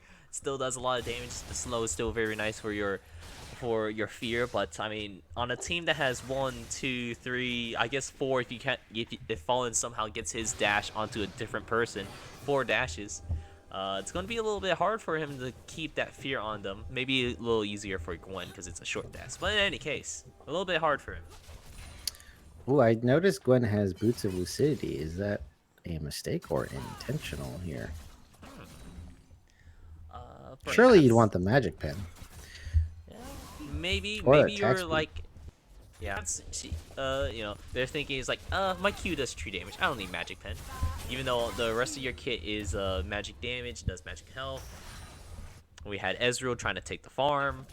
Of course. But yeah, Classic. I mean, Ionic Boot's not bad considering that you're going with a very lane-focused summoner spells. You're going with Ignite TP. Having those up more often is still going to be pretty helpful for you. Yeah, and she has Riftmaker now, so she should be able to heal just straight through the Riftmaker there. So, going to be a lot harder to take her down now. And it's kind of a deficit that you don't want to be in if you are on the side of the Glacial Mingos. Now that I'm looking more and more at it, I mean, yes, your Kaisa is farming like incredibly well. Like, take nothing away from Chandra. Well, I guess he just have to go straight into a team fight here. There is the root. Dobbins looking to at least pick up 1 kill, and he will do just that. Picks up the kill onto the good old Kaisa, but that will force 1 kill. Thanks to a TP from Nathaniel. Nathaniel now chasing after Fallen, but Fallen does a lot more damage, and he's just gonna take out another. So, you know, you got the TP, but you lose 2 people, and that is a big sad moment. Yeah, that was mostly a 1v1 as Gabe kind of just got out of there. Nocturne going to go ahead and There's no engage, way. and Fallen is not going to run away. Didn't take this opportunity to dive on a turret to get that trade kill there. Now it's going to be, took it personally, trying to get this turret down. Adam Suki's going to try his best to defend. We'll see. And just to note, Lucian does not have Gale Force, so no extra dashy for him in these Gotta fights. Yeah. You know, I gotta say, Gale Force is definitely one of my favorite items. I love play. You know, I was talking about this earlier today. TF with Gale Force and Rapid Fire Cannon is the funnest thing I ever do. It's so fun. Just, Don't people go proto belt? yeah. Normally you should go Proto Belt, but also 80. But you know, just dropping the Rapid Fire Cannon, go ADC TF, and yeah, I just dash across the screen. All right, new tech That's fair here. You enough. heard it. Yeah, it's fun. But yeah, in any case, going with the Kraken Slayer is still going to be a good item. Going to be hurting have it. Nathaniel. Yeah, really hurting Nathaniel later. Jesus. Even if he builds up the resistances, which he currently does not have right now. He is quite a bit behind just because he's missing out on so much farm. Oh, I don't see him and, getting caught here. Yeah, I And don't right think he before just- Dragon, that's pretty much Yeah. gonna. Oh, is it gonna get away? Oh, that's a Oh, no. wait. Nathaniel also just died as well. So that's a not. I'm sure Lucian just ulted him down, just pelted him with bullets right on the turret. Well, they shouldn't really contest Dragon here. It's gonna be a 5v3 unless they want to do that. I don't recommend. They should probably push up mid lane though, or at least go top. I mean, no one's top for MG domed. Sorry, domed. Or do something. And yeah, go top, push mid. You got to get something. Make this a trade. I know it's not a positive trade, but you got to make it a trade instead of something for free, right? Yeah, they did manage to get give the lane over for Channel Clark to keep up his 10 CS per minute. He's going to be falling down to a little under that now, but in any case, he is going to be uh, pushing out some of these lanes for us. Unfortunately, you know, Rally and Gabe recognize, I think, that they couldn't make it to the top lane fast enough in order to really make too much of a difference, and just give all the farm over to Channel Clark to let him hit his 3 item power as soon as he possibly can. Yeah, I mean, that might be the play. like right now the only kind of way back in is through Chandler Clark, because I mean Nathaniel's just so far behind, and you know, a set behind is just the most tragic thing in the world. So we're not gonna see him until like 40 minutes in probably. That's when he'll actually have, you know, maybe 2 items hopefully. But other than that, I mean, Chandler's the only thing right now who's kind of keeping you in this game. Almost perfect CS each minute, so you love to see it. Well, he's just throwing out some poke here. He's not hurting like he did in the last game, but it's going to be quite unfortunate. Falling in the wrong jungle, but you know what? I think I was mistaken. It is still his jungle, regardless. Yeah, Yeah. he's definitely moved in there, set up a home. As we have Dobbin just chasing down Nathaniel, he's gonna blow his haymaker, and Dobbin's at full HP. This is pretty over, guys. And well, Yeah, Rally down was- the top lane, we're seeing Engage coming out. Paranoia does drop down, dash over to Fallen. Fallen does get hit by that Q as well, so he might fall down here. Maybe the Liandry's bird. There it goes. Rally picks up the kill. Oh, red buff. The red buff got him. And the Liandry's. Yeah. and Liandry's, yeah, Liandry's the red buff. You know, just Did he think his ult was gonna block it? It looked like it was just barely timed out for him. Just there. Well, with that, I don't know if you guys noticed, but we have a 5-0 Lucian here with a 700 gold bounty on his head. And Yeah. that is some juicy money bags, if you ask me. Yeah, you know, I really hope he picks up some more CDR items, because I love playing APM Lucian, where you just spam E like in between every ability because it goes down so fast. But in any case, ADC or a little bit on hit ADC sort of Lucian still going to hurt a lot. And you know, right now I think the best way they can try to go on top of him is like Rally just lands a really good bind onto Turk personally, and then Adam Sugi just tries to auto him down before they can really retaliate on that. I feel like that's probably the best course of action in order to go for a lot of these fights, because they have just a really fast engage, but not a lot of appeal in order to try to slow it down. I mean, I think best case scenario is Nathaniel ults someone into his team and they just pile on them. I think that's the best way for them to take out some of these high priority targets on the side of MG Domed. Yeah, but I mean, at the same time, even if they do end up going in, if I'm just gonna be realistic here, I don't. Right now, with how the current state of the game is, I don't see them taking out even 2 people. But I mean, Oh, Exhibit A. Nathaniel's just getting melted. uh, Suki's here. actually, They took down There 2 we people. go. Yeah, Yeah. now we're Take seeing out Fallen come one, in as there's well. two. He has his ult. He's in the middle of everyone. He is doing a lot of damage, Oh or my preventing a lot of God. damage, while Dobbin kills everyone else. And ooh, the level up from Fallen as well. Maybe he keeps him Smite. alive. All right, there you go. He's Oh, fine. he's He's good. good. He's good. Yeah, the rest of the Dobbin camp just really want to look at eviscerated that. the whole team right there. Almost 3. Was that 3v5? Was that 3v5, guys? And Yes, Dobbin 3v5. yes. ulted, just shredded through everyone with 1,000 cuts. Aptly named there. And well, as you see, Lucian without the Gale Force has a harder time getting away from the Nocturne there, and so Adam Sugi was able to stick on long enough for his fear and get the kill onto Took It Personally. So you can see the little bit of the downfalls of the non-Gale Lucian right there. However, he does get that damage amp that Rex was talking about. Yeah, They that also could have timed any better. I just straight up just said, I don't see him taking out 2 people, and Mingos took that way too personal. yeah, you should have said 3. You're right. Oh, Uh-oh. Fallen Yeah, getting caught. but yeah, potentially they can't really Uh, follow up on this because they don't have the full team here. Chandler Clark is moving up top lane. Looks like they're going to be succeeding this mountain train Oh, here. yeah. Definitely can't do that. Gotta wait for your Kaisa. But this is going to be Drake Point right here. So one more to go. And that is going to be a soul and a mountain soul at that. Sounds I thought they might have just gone ahead and just said, no, we could trade this. Rally's in the wrong spot.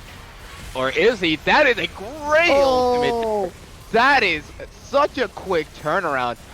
And Fallen, he stays alive, but not for long. And Gwen TP's Oh, in. no. It might be a little too late. That one has to try and escape. He'll be okay. Cast the Shadow Mist, or the Hollow Mist there, to keep him just fine for just a little bit longer. But my goodness, if that's not the biggest bait from Rally, I don't know what is.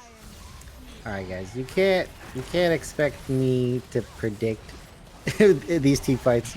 If Nathaniel's just gonna land a perfect ultimate, and hey, it just absolutely sets up his team. What an amazing play by Nathaniel. Look, he was doing terribly in lane phase, but he's making up for it right now.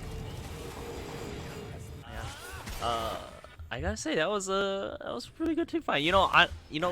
We said Mingos couldn't take down 2, couldn't take down 3. You know what? I bet you guys can't take down 5. Okay, guys, I'm really joking. Maybe they can. Well, I think MG Domed kind of just thought that they could do anything and win the game, which was not the case, as they just clumped up super hard for the set. They're trying to chase the kill on Rally. They're still in the lead, although the gold lead has diminished quite a bit here. However, they just got to wear this Baron Storm here and then go back to normal, is what they're going to be looking for. Yeah, that is what they can look forward to personally. Oh, I feel like you can take this because Nathaniel Laner is 3 levels down. That's a lot of levels. Wow, dude, actually, he's But just so far Adam ahead. Suki, it looks like he's getting collapsed on, though. I don't think he can now. Yeah, he's just gone. He's just gone into the no. death route. They invested That was- so much for that was him. 3 ultis in a flash. Oh, they're And going the to get game a says, pick of let's their fight own. this one too. Here it comes. Oh, all right, here we go. 4v4. Actually, I'm staying corrected. That is now 5v4 as Morgana's teleporting. She's got access to the backline. She's going to ulti. She's going to lock down. Looks like only one opponent here. Fallen's going to be stuck in the front line. Can't get out. They're low. They're running away. MG Dom might have just thrown this game here. Fallen's going to fall, I guess, to the Morgana queue. And looks like we have a turnaround on our hands. Mingos are coming back into this game on the shoulders of Rally and Nathaniel. Who would have thunk it?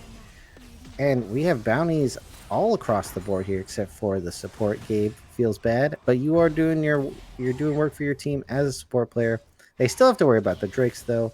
However, they've won 2 team fights in a row here, and it's looking like this game's a lot closer than we thought. And they have the gold lead, guys. They have turned a gold lead. Nice, nicely done. And yeah, this is turning out. After seeing Nathaniel get picked out so many times, maybe it was lowering their expectation, or their they're raising their self-esteem so then they could just knock it down. Obviously, they're lowering their guard by making Nathaniel look so pickable, and then suddenly, boom! Suddenly, there's 5 men on top of it. 5 Glacial Well, Mingos. And if you ask me, though, I would have pushed mid Oh. instead of fighting. Oh no! My Oh, God. now Nathaniel's getting caught out. He was feeling himself a little bit. It's okay. He's still lowering their guard right now. It's a part of the whole plan. But in any case, he is going to be punished by pushing out so far. No Baron buff is available for the Glacial Mingos anymore, but they are looking for more picks. Yeah, they're gonna be able to easily get that. Oh, I don't think That's gonna Blue be can save one this. easy kill on the top, and that's another one. No. Oh, their team's getting picked apart, literally, guys. This is turning into quite the situation. The amount of dashes on this team. Oh. Chandler Clark now Oh my big god. manning it all the way over to flying Squirtle, using Gale Force to get behind Squirtle, but now Turkey First League was like, it's not a 1v1. It's not a 1. It was never was. This is a Great. team game. Yeah. Oh, that's an ambitious TP here. Is it gonna hurt them? Nathaniel going in, and he's just gonna walk right out. Oh boy, Just gotta fly this is faster, the right? moment of truth, folks. We have a dragon coming up in less than a minute. This might determine the game here. If MG Dom lose this, they are going to be in a terrible position as their turrets will be pushed out. However, if they do win it, they're going to get the Dragon Soul. That's going to put them in a winning position. Teleport's going down. Everyone's gathering up. Dragon's here. The fight is going to be on its way. Dragon's getting lower every second. Time is ticking. Yeah, oh, well. They just looks straight up take a fight. They take out easily. One game is gonna fall. They're gonna be able to secure the dragon. So that is one win, but there's no ADC there, so there's gonna be everyone else falling. So that's going to be the dragon, but they're gonna lose the Baron as a result of it. Hold up, was What Kaisa Baron? not There there is the no whole Baron. time? Oh, is there some Baron? No, the Baron is Or there still was no Baron. waiting. Well, they're going He's to lose awaiting their his lives. return. Close enough. Hold up, was Kaisa not there the whole time? No, Kaisa was She died. dead. Yeah. Oh no, going She for died, that fight. Yeah, the back timers was in a not optimal spot. So they're going to be losing out some Oh, towers here. man. Yeah, that was actually not fortuitous to fight without your Kaisa. Did go for that 1v1 on the Ezreal, and that is the result of that. So Chandler may be kicking himself in the in the foot? Shit. Foot? What's the term? I know it's what is shooting that? yourself in the foot, but were you're just kicking yourself? Maybe it's just There's a- kicking. Yeah, maybe it's just You're ruining just my kicking own, yourself. my or own shooting idiomatic yourself in the phrases. foot. Yeah, You know, but yeah, Chandler rethinking that 1v1 against Ezreal. Yeah, I mean, flashed over and he could have taken out Squirtle, but at the same time, took it personally. Living up to the name. Every time he dies, he takes it. That's that person. Yes, it's way too personal. So I love that he's living up to the name. Yeah, something to note is Adam did pick up the dragon, so saving the team from doom right there. As Gabe might be caught up here. Yeah, So now they're going to Gabe's take here. poke on their way out. Flying Skirtle going to send some cues for their troubles. All right. MG, you do not have vision right now, so this could be potential pick for the side of Mingos here, but Morgana wasn't there, and they established the Baron control here. Lots of wards going down, and it looks like they're going to start it up or bait it at least. It looks like a bait.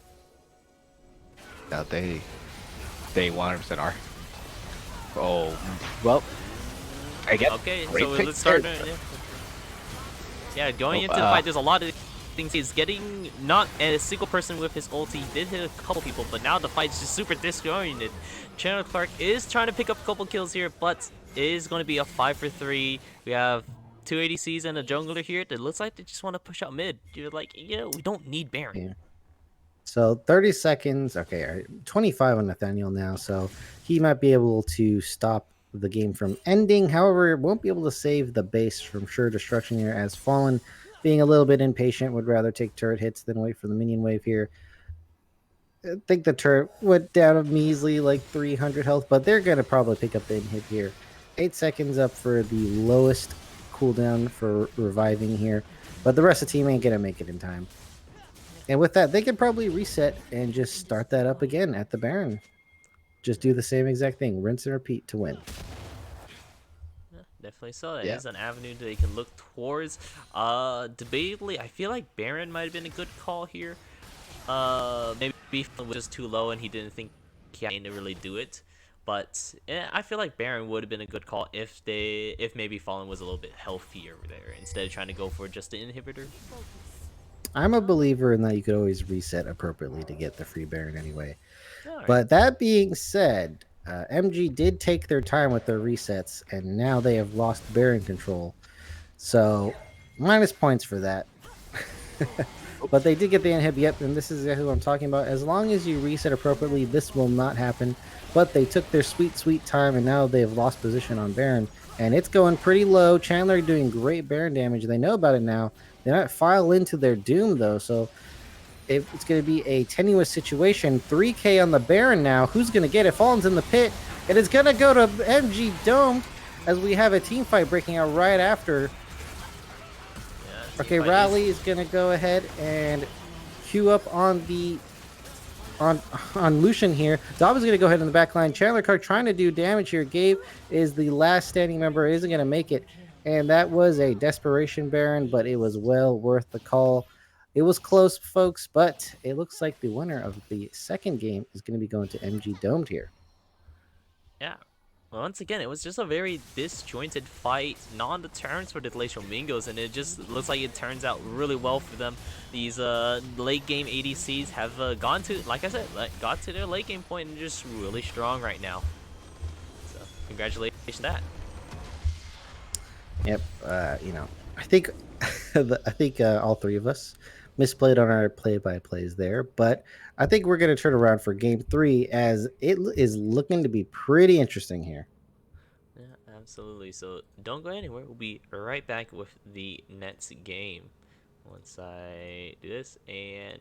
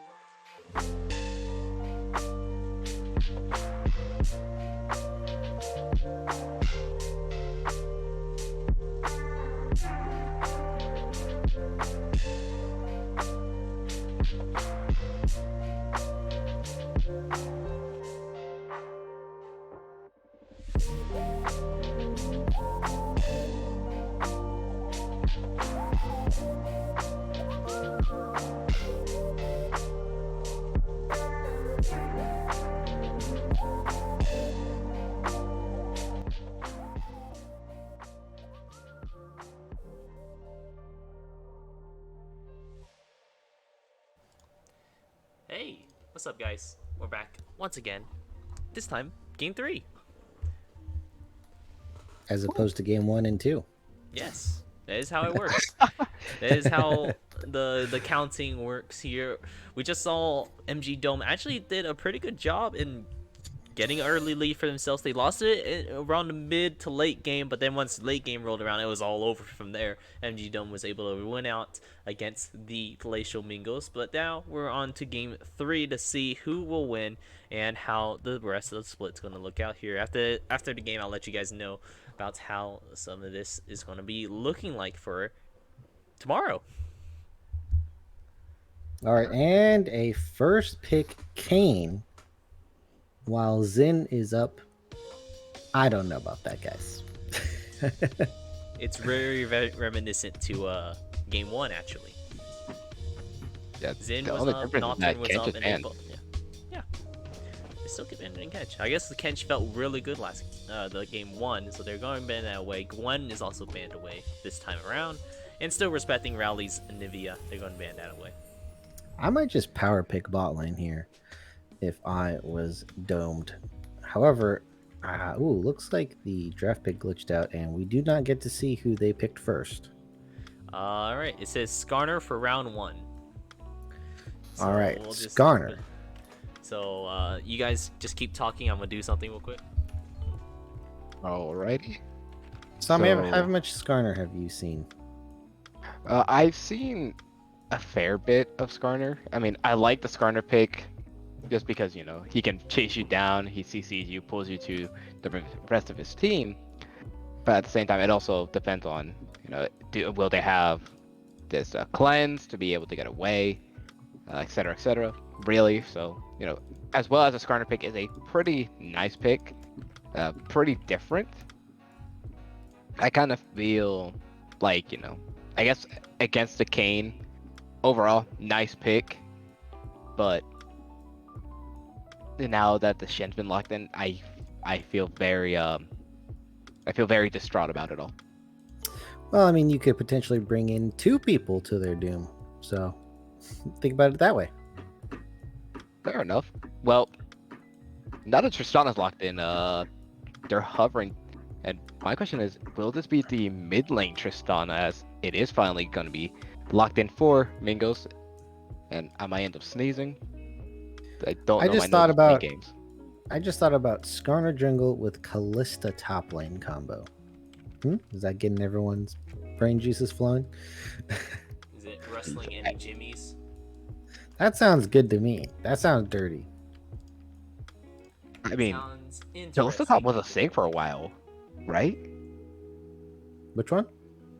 Callista top. Yeah, yeah. thing. Probably. There you go. I just added my own it was graphic for us. popular in China. It was popular in China. I see.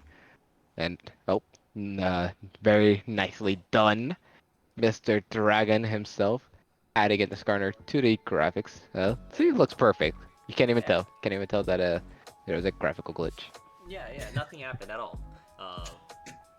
But yeah, so as we were talking about that, Shen's going to be picked up here, which actually is something more comfortable from Nathaniel Laner, I believe. And then Tristana is going to be picked up before it is going to be banned away. So we still have mid open up for picks from both sides. Jungler's already locked in, and top laner's on the way locked in. And then ADC for Dome is still available. And then support for Glacial Mingos is still available. Oh, they're gonna take away that Lucian. Did not like that. I mean, It was pretty good in lane phase. However, you did pick Morgana, so I would hedge. I would hedge on. It was more about the Morgana than anything. As we have a Kaisa Nautilus Classic bot lane duo, also Kaisa Leona, another duo that is very famous here. And now we're gonna see who Mingos is gonna pair their Tristana with. Well, Yeah, you also got yeah. to keep in mind, Tristana is that kind of flex pick. So That's true. it could potentially be the Tristana mid, which if it is, it's hell for anyone who has to deal with the mid lane at that point because Tristana does Tristana things. No, Your I was dreams I are was shattered. lying. Your Absolutely. dreams I was have been shattered. Oriana being locked in to the mid lane. Well, That's something I you guess now we realize a see. lot as a caster. You hope for things and it just never happens. Yeah, you miss out on a couple psychic classes, and now suddenly you're just behind, and you can't predict the future anymore. It's very unfortunate. But Cassiopeia is going to be hovered right now, and actually locked in for MG Domed as well. So that another sort of carry in the mid lane scales up pretty well once you get to that late game point, but kind of slow. Interesting how it sees in Oriana, because I haven't seen a Cassiopeia in forever. I feel like. Did she got buffed recently, right? He Oh. did. She got a minor buff, I believe. Yes, I believe it was her Q that ended up getting buffed. I feel like it was I think it's E Twin actually. Fangs, maybe. Yeah, It is a It was Twin Fangs either her buff. Q or her E. It was one of the two. I just Yeah, don't remember. I think it was Twin Yeah, it was Fangs her that E. got It was her buffed. E. Yeah, her E got Yeah. buffed, so it's gonna be scaling up by 20. All right, let's And, see. I just pulled it up over on LOL Wiki. Thanks for that. Shout out to the LOL Wiki. Yeah, they were buffed. What patch are we in? Is 15. 11.15. this patch, she got buffed where the bonus damage does 10 more owl ranks. So That is when you not hit your small. when you hit your poison and then you start spamming that E, just does a great job in doing 10 more damage. That's once you do enough of those, it's going to equal enough to an extra auto attack essentially. Yeah, I think in a standard trade, you might get 2 or 3 of those off, so that's 20 to 30 more damage. In a team fight, of course, you're just spamming that 24/7, so that could be potentially hundreds of damage extra that she gets in team fights now. However, that is you if you don't die. I mean, level 1, that's level 1 at E, or I guess technically level 2 because you need to get your poison off first. Level 2, you just Q and then you E them. You're doing twice as much damage as you did previously because at level 1 it was, or at level 1 E, it was just 10 damage, and now at rank 1 E, it's 20 damage. So you're doing double amount of damage at level 2. Quite crazy. Yeah, I mean, yeah, Cassiopeia, thanks to the buff, I hope will be falling more into the meta once again. But seeing the Ori, seeing the Cass, just reminds me just how good it is to see normal mid laners. None of this Morgana bullshit. Yeah, I don't really like Morgana in the mid lane. Doesn't really fulfill, in my opinion, the characteristics of a good mid lane champion. However, she does counter some matchups, so that is her one go to for the mid lane. But I much rather see her as a support. And I personally liked when she was jungle, but that was just my 70% plus win rate on her. So never mind that. You monster. Oh, Absolute fiend. I spammed it. It'll hurt you, huh? In any case, yeah. I mean, I still feel like no. What we have here for the team comps is still going to be pretty interesting for both sides. Mingos having the Shannon top lane, which is a little bit more of a comfort pick, pretty strong pick actually. So I'm going to be enjoying that one, seeing how that goes against a set versus, and then just for the rest of the game being able to impact the map scene. If maybe we can get some more action happen bot lane. We saw in game 1 we had a lot of action bot lane. That turned out great. And then game 2 we didn't see anything bot lane. Yeah, I mean, We have You two might as well just engaged leave it. champions, so I think something might happen. Maybe, just maybe. Something's bound to happen at the very least. So I am hoping. I'm just looking at these team comps here. I'm gearing up. I'm ready for some absolute smackers, bangers of a team comp for team fights here, because we have 2 team fight comps, and I'm just gonna presume that they're just gonna run right into each other and start slashing and biting and casting spells at each other, because that's what we have here. We got Orianna Alistar, huge setup for a wombo there. On the other side, we have a Cassiopeia and Set also can wombo as well. So we have a lot of big AoE team fighting champions here. I'm interested to see how, if we get into mid and late game, who's gonna win, who's gonna outplay each other. Lots of damage on both sides. Yeah, absolutely lots of damage. Yeah, I 100% agree with that. I mean, no matter what, you're gonna have yes, a lot of burst. Hopefully, Chandler can avoid Fallen along with Rally. Obviously, those two have to avoid it. Come the later stages, I wonder if we're gonna see Rally try and keep Gabe with the ball. You know, try and land a pretty big shockwave that could, obviously start and end the fight very easily. So, do you want to see if that's a Hold game up. plan or not? I just noticed something. Mingos has most of their names are first name, last name. There's a theme here? Did that just fly under everyone's radar, or am I the only one who just noticed it? It's their names. So we got Nathaniel, Lanier. Rowley is actually Sneaky. someone else. Rowley is actually is not following it's not his name. I think it's like Trevor or something, honestly. Okay, but everyone else has got first name, last name right there. I'm just gonna presume it's not their real names here. But Rally, come on, man. Fit with the get the memo. Okay? Your team is coordinated here. He's not going to spend money on this game. As I say that, we're going to look at go into the loading screen. I'm going to see his skins. He's not going to spend money on this game. There's Blue Essence. You can Yeah. change your name. I guess For so. free. Yeah. Free. I mean, you have to sacrifice some of your sanity to play this awful game. I mean, thank you, Riot, for this lovely music that you provided for us for content creators. I love it, and this game as well. Great game. 10 out of 10. Love it. Please don't hurt me. He's being held at gunpoint. Please don't. No, Mr. I mean- Rito, It stop. looks like we have a cease and desist by Riot Game. Oh no. Seems like there's actually a warrant out for just Rexico Dragon Xerath only. It only Oh, says no. here like they're banning away him Oh from god, playing please no. Xerath. I want more skins. I'm sorry. Oh, they're gonna perma-ban you from playing your favorite champion as your punishment. That is God. terrible. Huh. And to make it even worse, they're gonna actually give him a prestige skin, so you can't even buy that. Yeah, I can't. I'm gonna make a Smurf account just so I can get it. I'm going to PBE just so I could stare at it all day. But speaking about staring at skins, we're going to be loading into the game real shortly here. So, and hopefully this will be the last game. I don't know how we're going to make this into a 5-game series, but you know what?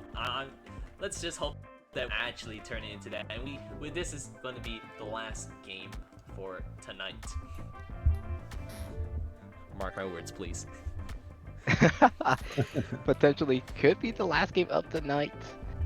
Who knows? Maybe we'll just make sure that Mingos and good old MG don't play a 20-game series. 20 game. Yeah, okay. Guys, I'm busy. I got. You Well, got this well, one. no, wait, You got Rex, this one, you- Asami, right? Asami, you got this. You just log in real quick. I'll show you the login and stuff and everything. Just I got you. I got You you. know what? We don't even need to stream it at that point. I don't think anyone's watching 10 hours of this content. That's a lot Can to we go even sit through. do you even have What the do you mean? players People under watch contract? LCS. Ooh. I mean, the macro is about the same level, so. All right. Yeah, but if they So want to see anything else, they can just, It you know, looks like both teams were thinking about an invade bot, by the way, guys. While we were joking around. yeah. Oh, but we So have a little three-man. The yeah. How three-man about? duo added again. Oh, Oh, Dobbin. Dobbins. Dobbin, what Oh, are you doing? wait. Oh, they Uh-huh. could have killed Dobbin. Nathaniel just wanted to sniff at Dobbin. He was like, Oh, wait. Guys, were they They listening know. to me? They're invading bot. Hold up. Did they did they run. take my suggestion? Oh, I can't see the crystals, huh? Yeah. I just Oh, realized I oh, can't see wait, the hold crystals. up. Yeah, look at that. Yeah. Oh, I don't see Right? them Fit either. your game. Alright. Oh, thank you. You did fit your Oh, game. Good okay, job, there guys. we go. Good job, right? Oh, it loaded now. Okay. All right. So the bot invade did go through without a hitch, as Adam Suki's going to start on Raptors here. Now, I think Fallen is going to be able to see exactly where Adam Suki is due to the wards, and he's going to go ahead and take the Raptors and presumably the Krugs as well. So we have a split map here. So we'll see how well the top and bottom play around the split map. So of course, Fallen going to be aiming for a bot gank, as we already have some action in the bottom side. Chandler going to take a hook to the face, but it's going to fire back right onto Flying Squirrel there, and it looks like Fallen here is going to be doing the Krugs as well as Adam Suki at the same time. So split map, folks. What do you guys think about it? Some good old-fashioned vertical jungling. We're going to be seeing the Skarner closer to the bot side, where we hit level 2. No action happening just yet, but we have the combos for both sides. It looked like they want to do something. That does land, but so does the headbutt pulverize. But now Gabe Kachi realized he's on the wrong side of the map. He's got to flash over the wall and is going to be making his way on out. Fallen is taking some damage on his way back, but in any case, this is a one trade, considering that Gabe Kachi lost his flash. He has head splash available, but he can't just flash in for that knock up into a headbutt into the tower anymore. It's funny that both teams went for the gank at the same time, as Dobbin also escaped death on the top side. So that was close for getting first blood on both sides there.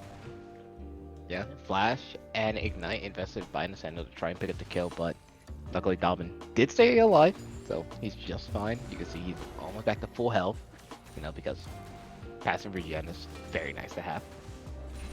Not to mention potions, but in any case, just gonna be And Dorans. yeah. There's a lot of things going for him. Look, he just has the life right now. He's living his best life. Yeah. Well, hopefully we'll see yet another gank coming in to the bot side once again. Maybe by Adam Suki, maybe by Fallen. They don't necessarily have the greatest ganks earlier on. I mean, Amasuki does have a little bit of way to get in there, but first Nathaniel Laner is going to land that taunt. He gets the sword right through. Now Domin is going to be throwing that behand through the lane, but he's not going to be hitting the true damage part on Nathaniel Laner, and that's just going to be some quick, easy trading. Yeah, that's the one thing with Set, is if you engage into him and Juggler. do damage, he's just going to throw it right back at you with his haymaker, as we have ganks happening on the same side again. Gabe does not have his flash. Is he going to get out of the situation? He's stunned up. Oh, are they going to get the kill on Fallen first? It looks like they're going to get the kill on Fallen. Flying Squirtle got knocked into the turret. Now Flying Squirtle's going to be low. Chandler, are you going to go for the kill? No, he's not. He's going to get hooked up. Flying Squirtle, and oh man, that was close. I was worried for Flying Squirtle there at the end. I thought Chandler might be able to get some autos with on the way out there, but ganks on both sides again. However, Fallen was the first one to die, even though go for the gank, and they might just go for a dive here. They second guess it. Oh, but then they think that they'll take those odds, and that is a huge wave denied to Chandler right there. And judging from last game, how the game rested upon Chandler's shoulders on the Kaisa, well, now it's making that a lot harder by denying him the CS and a huge wave. So that's EXP as well. And looks like a very well played out bot dive from the bot lane there. Yeah, very well done. Channel Clark tried to get some of the EXP on the back end of that, but he just got collapsed on a thing. I saw that CC. Yeah, pretty unfortunate. Yeah, and well, this it's so weird to try to commentate what's happening just because there's just been so many gangs going on in the Yeah, same speaking of lane. which, here comes Adamsuki. He going in. He got the W down over and Dobbin for the slow, but here comes the Haymaker potentially. Nope, it doesn't come out. It's not up available. And Knight is already down. Adamsuki picks the kill, but speaking of picking up kill, we're looking in the mid lane with the... Oh, took it personally. Those tower shots hurt, but Rally did take some damage as well, so they're a little evened up, I guess. I think if Tigger personally had more mana, that actually Rally would have died right there. However, just runs out of mana right at the end. Had barrier and flash, so probably could have committed to the kill, even though, but you know, didn't manage the mana well in the lane and wasn't able to finish it right there. Not only that, but if Token personally does end up flashing, Rally could also just end up ulting, and that would be a disaster there. Oh, teleport gonna be committed here. Yeah, we have a 5-man bot lane. Yeah, I'm seeing 5 blue health bars, but I don't think they're able to get anything. Actually, never mind, I'm wrong. Here comes Sokarch, he's dead. And I think that's going to be the end of that gank, but at the very least, we're going to be looking for the first Drake here. When Gabe Kochski went and knocked up Nautilus and it does the super fast animation thing, I just love it. Oh, Fallen, you're out of position there. Ooh, yeah, he's going to get hit by the shockwave and gets pulled right back in. Adamski picking up yet another kill for himself. That's going to be very nice on the and especially because we're just going to go right back to this dragon, finish that up and get ourselves a nice, comfortable lead. Nothing too comfortable, but makes you breathe a sigh of relief at the very least. And not only that, but they also end up getting Cassiopeia ulti out of it too. So now Cass, no ultimate, means that a little easier for potentially a gank, but who knows? Indeed. Well, we have a early lead here for Mingos, and they have 2 kills on the Kane, who is got a 150 gold lead as Gabe Kochki gets engaged on again. He's going to go really low. Flying Squirrel going to burn the ultimate to get the kill there, and that is just a 2v2 win there in the bot lane again. Looking like Flying Squirrel and Sokarch are going to be taking over this bot side here. Flying Squirtle is going to opting in for a little bit more aggressive serrated Dirk start here, getting a lot of extra damage off, while Adamsuki found himself in his jungle, but in a predicament. He is going to be ulting, so he does avoid that stun overall, but the ultimate from Dobbin does land over on the Rally. We have another rotate coming out from Turkey personally, a flash over by Nathaniel Laner, trying to still get fallen, but Rally is on the run here. Here comes a flash E, finishes off that kill. Now Nathaniel Laner has found himself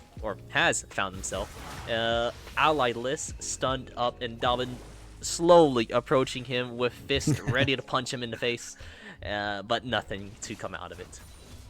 Yeah, you can see Set taking those heavy steps there. Fortunately, it was not fast enough to get the catch there.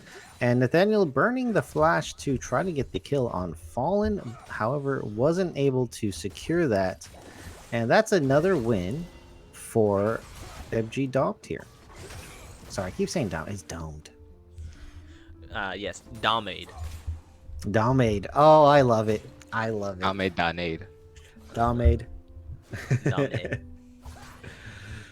But yeah, as the current state, it's actually kind of swingy, I gotta say, in this first few minutes in the game. You know, Mingos had a little bit of a lead themselves, and now the lead has exactly flipped over on its head and put itself over onto NG Domed.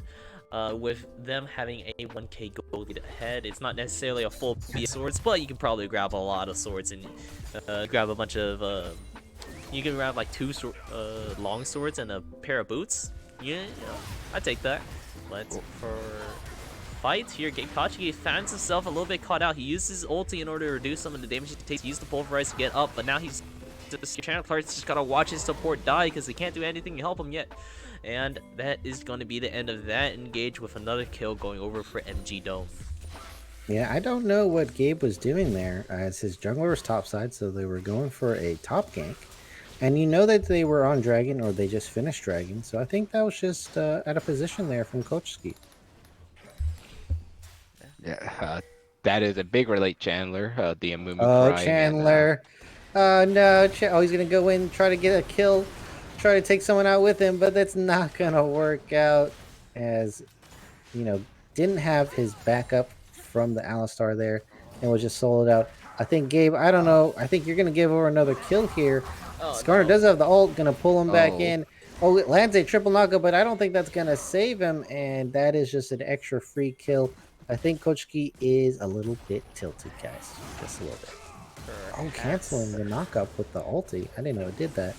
Yeah, the set watch out, watch out is definitely a unstoppable thing, so he did avoid that, but here comes under tower. Oh, he does get inside of Dobbin, so he doesn't take out the damage.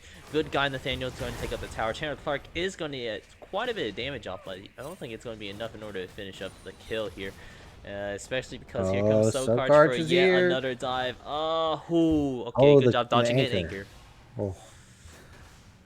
Oh, and now he's going to be taking turret shots. Ooh, on the way out. Oh, I was just reacting. I wasn't trying to play, but I was just reacting to the events, Rex. I was Yeah, getting into no, no worries, no worries. it. It was, I felt like it was the an end of the engage. I don't think that Gabe Kaji was able to get close enough. Didn't have flash available, so I was like, yeah, it's probably the end. So Kart's just taking some shots on the end of that. Oh, I Fallen going mean, to be taking damage for picking up the CS here. And go ahead, Masami. like potential. Well, Nothing to play by play there. uh, yeah, It was that's over. Yeah. Okay, just okay. overstepping. That's just a big overstep by Fallen there. Not expecting the amount of damage and the investment of the shockwave there. So unfortunate, he does end up falling. So that is going to Oh, be that's going to give her Oriana dragon backing too. happily and a free dragon since the jungler is down. But at least they get the first tower top side and a lot of plating onto the ADC as well. I mean, Kaisa with 4 of that plating is just insane. Yeah, already finished up that Kraken Slayer, I which bu- oh, I'm sorry, I was just Oh. gonna say the Kraken Slayer a little unusual. Usually I would think it would be Gale Force here as well, but it'll be fine. I think Kraken Slayer is fine if you want to be taking out opponents like the Tristana here, and that's going to be huge damage. Sokar's going to be taking up the full HP bar dedicated to the turret there, and now he's going to be getting stunned up by the Alistar and finished off by Adam, and that was a botch dive. That was a botch dive right there. Yeah, I mean, it's still Respect for kind of worth. keeping it though. Still kind of worth because Shannon Clark still is worth quite a bit of gold. But you did give your shutdown over to Adam Suki, who is right now the strongest member of the Glacial Mingos, and probably their pivot point right now. He did opt in to go for the Red Cane with the Conqueror and Gore Drinker, so he's going to be one Healy boy. So I believe topside. Did Dobbin receive how many ganks did Dobbin receive? Because I feel like Adam was up there way more. And then they lost the turret first. And Nathaniel has not used Shen ultimate yet. So did he just slowly lose the wave while he was under turret?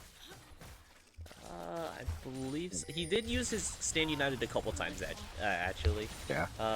We saw him bot lane as well Oh, because he has bot no lane. team. Yeah, That's what happened. Yeah, he That's went what bot lane happened. for a long time. But he has used it a couple times here. Remember, he does not have TP, so he has to use that. He has to use his Stand United if he wants to get anywhere. Also, this is unrelated. In terms of the Infernal skins, we were talking about Infernal Varus on the Cycle Special earlier this week on Wednesday. Really good, and I gotta say, I'm a fan of the Infernal Shen. I'm liking the colors. Yeah. Infernal Shen looks incredibly nice. I think probably for me, I think Oh, Infernal team fight Shen are is my brewing. favorite. Team fight are brewing. Is it gonna be over a blue buff? Oriana should probably teleport in now. It is Possibly, over a blue but- buff. a three-man knockup, and now we're following in. They're all grouped up here. The pressure does go over to Charon Clark, but Amsuki's just drain taking his way through, but he does fall in eventually thanks to Flying Squirtle. Another two-man knockup thanks to Gabe Kaja. He's going to be falling. Nathaniel Lander already used the Stand United to give a shield, but he's just going to be falling in line as well. Looks like it's going to be a big win for NG Domed here. Solid 5k gold lead here after the fight. Yeah, I think Rally kind of trolled it there. Clearly had enough time to teleport to the fight early. However, walked up enough in lane for Took It Personally to cancel her teleport there. And that pretty much spelled doom for the rest of their teammates. And Migos lost that fight pretty handily right after. Would have really liked a nice Oriana to help bolster their team. And that's just going to give more of a gold lead over to the side of NG Domed. Yeah, like as you said, uh, pretty unfortunate, honestly. Like that looked like Glacial Mingos could have won that pretty easily if Rally did end up teleporting early. However, as you And they said, had that it gets huge canceled. knockup from Alistar too, to Oh mention. yeah, it was gigantic. Now imagine instead of Tristana, we had a Yasuo down there, or yeah, Yasuo, or instead of Rally playing the Ori, just a Yasuo. With that kind of knockup, oh boy, they'd be scrambling by now. Yeah, I mean, they could have womboed with if Rally was there. Could have also womboed on top of the Alistar ultimate as well. I mean, the Alistar with her ultimate as well. Hmm. So just Yeah, misplay there from Rally. Really could have should have been there for the team. Yeah, definitely should have. I mean, a lot of AoE damage coming out of Oriana as well, but now we're seeing a little bit of a Ooh, death bush being set up by MG Dome. They're trying to go for something they here. kind of gave Dragon. it away a little bit. Yeah, We'll see if but they fall for it eventually. yeah, someone's got to show up, right? I mean, Dragon spawning up here in about 30 seconds. If they don't show up, we're just gonna take Dragon. I mean, Migos can afford to give up a dragon right now. They have two. Adam Suki uh, doesn't want to give up dragons though. He likes them a lot, as as well. Barely escapes with his life. A few pixels here, a few pixels there. They would have caught and killed an Adam Suki, and that would have been a free dragon as well as possibly mid lane here. Looks like they're going to give it in favor of getting top lane, which I think is a great idea. On top of Rift Herald, I don't think Nathaniel needs to be doing Rift Herald with Chandler here. Should be enough damage on her own, but at least they're trading this time. Yep. They're making a trade. Absolutely. Making a trade, making an effort in order to try to make things worth it on the map for themselves. They had that Rift Herald charge once in mid lane, so maybe if they can, get a couple autos off on there, they can finish it off and maybe get an inner tower or just settle for another outer tower in the top lane. Maybe even send it bot lane if they feel like they really want to get some pressure down near the bot side of the map. I think mid yeah. lane would probably be best. Do you agree, Asami? Uh, Honestly, what I think they could do, they could probably just have Tristana there with Gabe and Rally, just in case. Just throw a bomb, get one auto, walk away.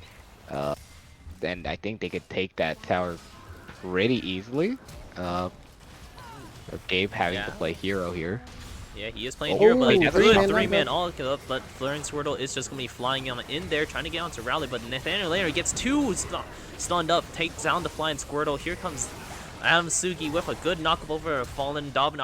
Already over on Nathaniel Lander. Skull Karch is flashing over, but he's just going to get autoed down by Nathaniel Lander. Here goes. He falls to Rally instead. Here comes a second taunt coming out of Nathaniel Lander over onto Took It Personally. Looks like he's the one that took it personally, and now Dobbin's the one getting knocked down. He got Haymaker, but it doesn't matter. Or he had the Haymaker. It didn't matter. We just burned right through Oh, his there's shield. gonna be a lot of turrets, guys. Oh, They're yeah. gonna just gonna go pile straight down mid lane. Excellently well played team fight from them, particularly Nathaniel again landing a very crucial CC in the mid game on top of Rally, hitting a three-man ultimate there. Nathaniel, I think he's got some kind of blessing where in the mid game just makes an amazing play for his team. Yeah, perhaps, but he decided to taunt through the tower and try to go for it a little bit more. So it's maybe it's a little caster uh, curse. So we apologize for saying that so soon, but before you guys left. But in any he has his case, ups and Adam downs. yeah, Adam Suki is going to be looking for a little jungle. I thought he was actually going to go to that tower, but I see now the minions are way too far away in order to try to finish off that bot lane tower. In any case, Baron is spawning up here in about 10 more seconds, and we're sure to see some action. Yeah, and really, Rally had a good shockwave, which immediately forced the the Locket of Solari to be used. And well, No, all right. I don't think that was worth for the blue buff. I'll be honest. I was going to start casting, but it was a blue And buff. that's definitely greeting, as they don't have a jungler for this Baron now, And their team is not in a position to trade at all. All their waves are pushed in. They can't contest this Baron because it'll be a 5v4, and they don't have a jungler to contest with. And Adam, yeah, kind of threw that Baron away. Just toss it over to the enemy team. Here, my Yeah. life and Baron. Here you go. Take it. I don't want it anymore. I guess take the damn saying already. But kind of was reminiscent for me. It was reminiscent of, if you guys remember, a certain jungler at, I believe it was World Qualifiers that decided that flashing for Scuttle was a good call. That's I kind don't of know what who you're I talking got. about. Always. I don't know who you're talking about. No idea. Sorry, I like to blab I a little bit, but yeah, I have no idea who you're talking about. Yeah, blabbing on is just fine. It Yeah. happens. Oh, I also had for dinner I had some fish. I didn't even know if you guys knew that. Oh, did he have fish blabber? Oh, no. No, no, no. Okay, Oh, let's turn it back to this game here as all right, we failed have a skit. Baron. We have a Baron on the side of MG domed here, and they're going to be trying to use this Baron to siege up, take some turrets down, and break into this inhib on the other side here, as they have their own exposed inhib. So the best way to prevent your own inhib from going down is to kill the enemy's inhib. Wouldn't you guys agree? Of course, yeah. Yeah. They're picking some fights here with Dobbin here. I feel like Shen has a little bit of advantage. Not if you take the true damage part in the middle of that, but perhaps he does get the ignite down over on the Dobbin here. But here comes the slam and finishes off that kill. While over on the other side of the map, I don't know what's happening here. Well, Avansuki just got picked off here. Gabe Kashi looks like he's going to be the next one to go down here. Well, he pops the ulti, but maybe a little too late here. There he goes. He falls down thanks to the Kraken Slayer. And now there are 3 members down with Baron buff against enemies, and it's about 10 more seconds until the Drake spawns up. And they can always just pull back to the dragon after they get these inhibs here, so that's what they're going to do. They're going to be pushing on 2 sides here, as Fallen's going to be going for an ultimate there. Really tried to get it, however, Chandler was quick enough on the ultimate to yeet that Scorpion back to his team. However, they are going to be losing at least the turret here. They might actually be staying too long, as most of the team is up here. And it looks like Set's going to get the turret on the other side. So both inhibs exposed. They can probably just fall back and get a free dragon now, which is what they're going to do. Baron's still up, but they're not going to get anything much out of it anymore. Yeah, I mean, it's going to be down in about 10 more seconds, so still be good. Yeah. I'm very confused as to what exactly just transpired. Nathaniel had the fight won until he went into the true damage part, and then Rally's trying to rally on over to Nathaniel at that time, but he dies. And at that moment, Chandler's also making his way over. And right as Chandler decides, let me head over, try and stop the pushing, Adam and Gabe just happen to be caught out by the 4 of them, and they're taken out. That's a dragon, and now there's 2 Infernal Dragons to a team that's already with a fed Kaisa, and it's kind of something you don't want to see. Yeah, I think what you're noting here is that Mingos is not playing coordinated. It looks like a lot of people are just doing their own thing. They're not coordinating. They're going for a gank on the top side, but then Adam Suki and Gabe are trying to get Dragon Vision, but then they end up getting caught out. And, just uncoordinated play. Unfortunate. Usually it happens when your team is behind. A lot of decisions, a lot of stress to try to get back in the game. And it usually ends up in mistakes just like this. I will give Yeah, it up for Gabe Kochiki and Adam Suki for at least being warding buddies. It's not just Gabe getting caught out here, with the potential of him maybe getting out. But there was all those people down there. If there wasn't all those people down there and just like maybe one person, it could have been a nice pick. Or at the very least, it would not been a reverse pick over for the Mingos. But in that case, it did, or it is going to happen that way, where they did lose out quite a bit with the second Drake going down there. Yeah, if you want to prevent that, you need your teammates nearby, right? So that you're coordinating together, so that Yeah. your teammates don't get caught and they're getting pressure and they can come assist you. However, not in nearly in range, actually just making a play on the other side of the map. So that was the problem there. As we have Baron Vision locked down here for MG domed here, and looks like they're going for a dive on this very lonely turret in, and I'm gonna go ahead and pass it over to Rex right here. Yeah, we see a good three-man knockup. He's still going in for the flying squirtle. He's going in pretty deep, but he is red cane, but doesn't matter. He's still going to kill the ADC here, while Dovin's going to use an ulti over on Channel Park in order to get his escape, but Fallen's going to fall down to the E by Gate Con. Seeing a 2-for-1 in favor of Mingos right now. Riley's still looking for something. He doesn't have ulti anymore. Nathaniel is the only one left with ulti over on Glacial Mingos, while we still have Tucker personally ults right now. Here comes another potential pick. A nice headbutt knockup over for on Silk Heart. Tucker personally, now he still has the ulti available. He's holding it to when potentially they're going to commit a little bit harder, but not gonna push their luck too far now. Be backing up now. Maybe getting some wards down over for this Baron. Yeah, very interesting decisions there. One being you try to tower dive, and Gabe and Adam synchronize it so well to where Fallen ultis the latest time possible. So then he can't really help out as much as he wants to.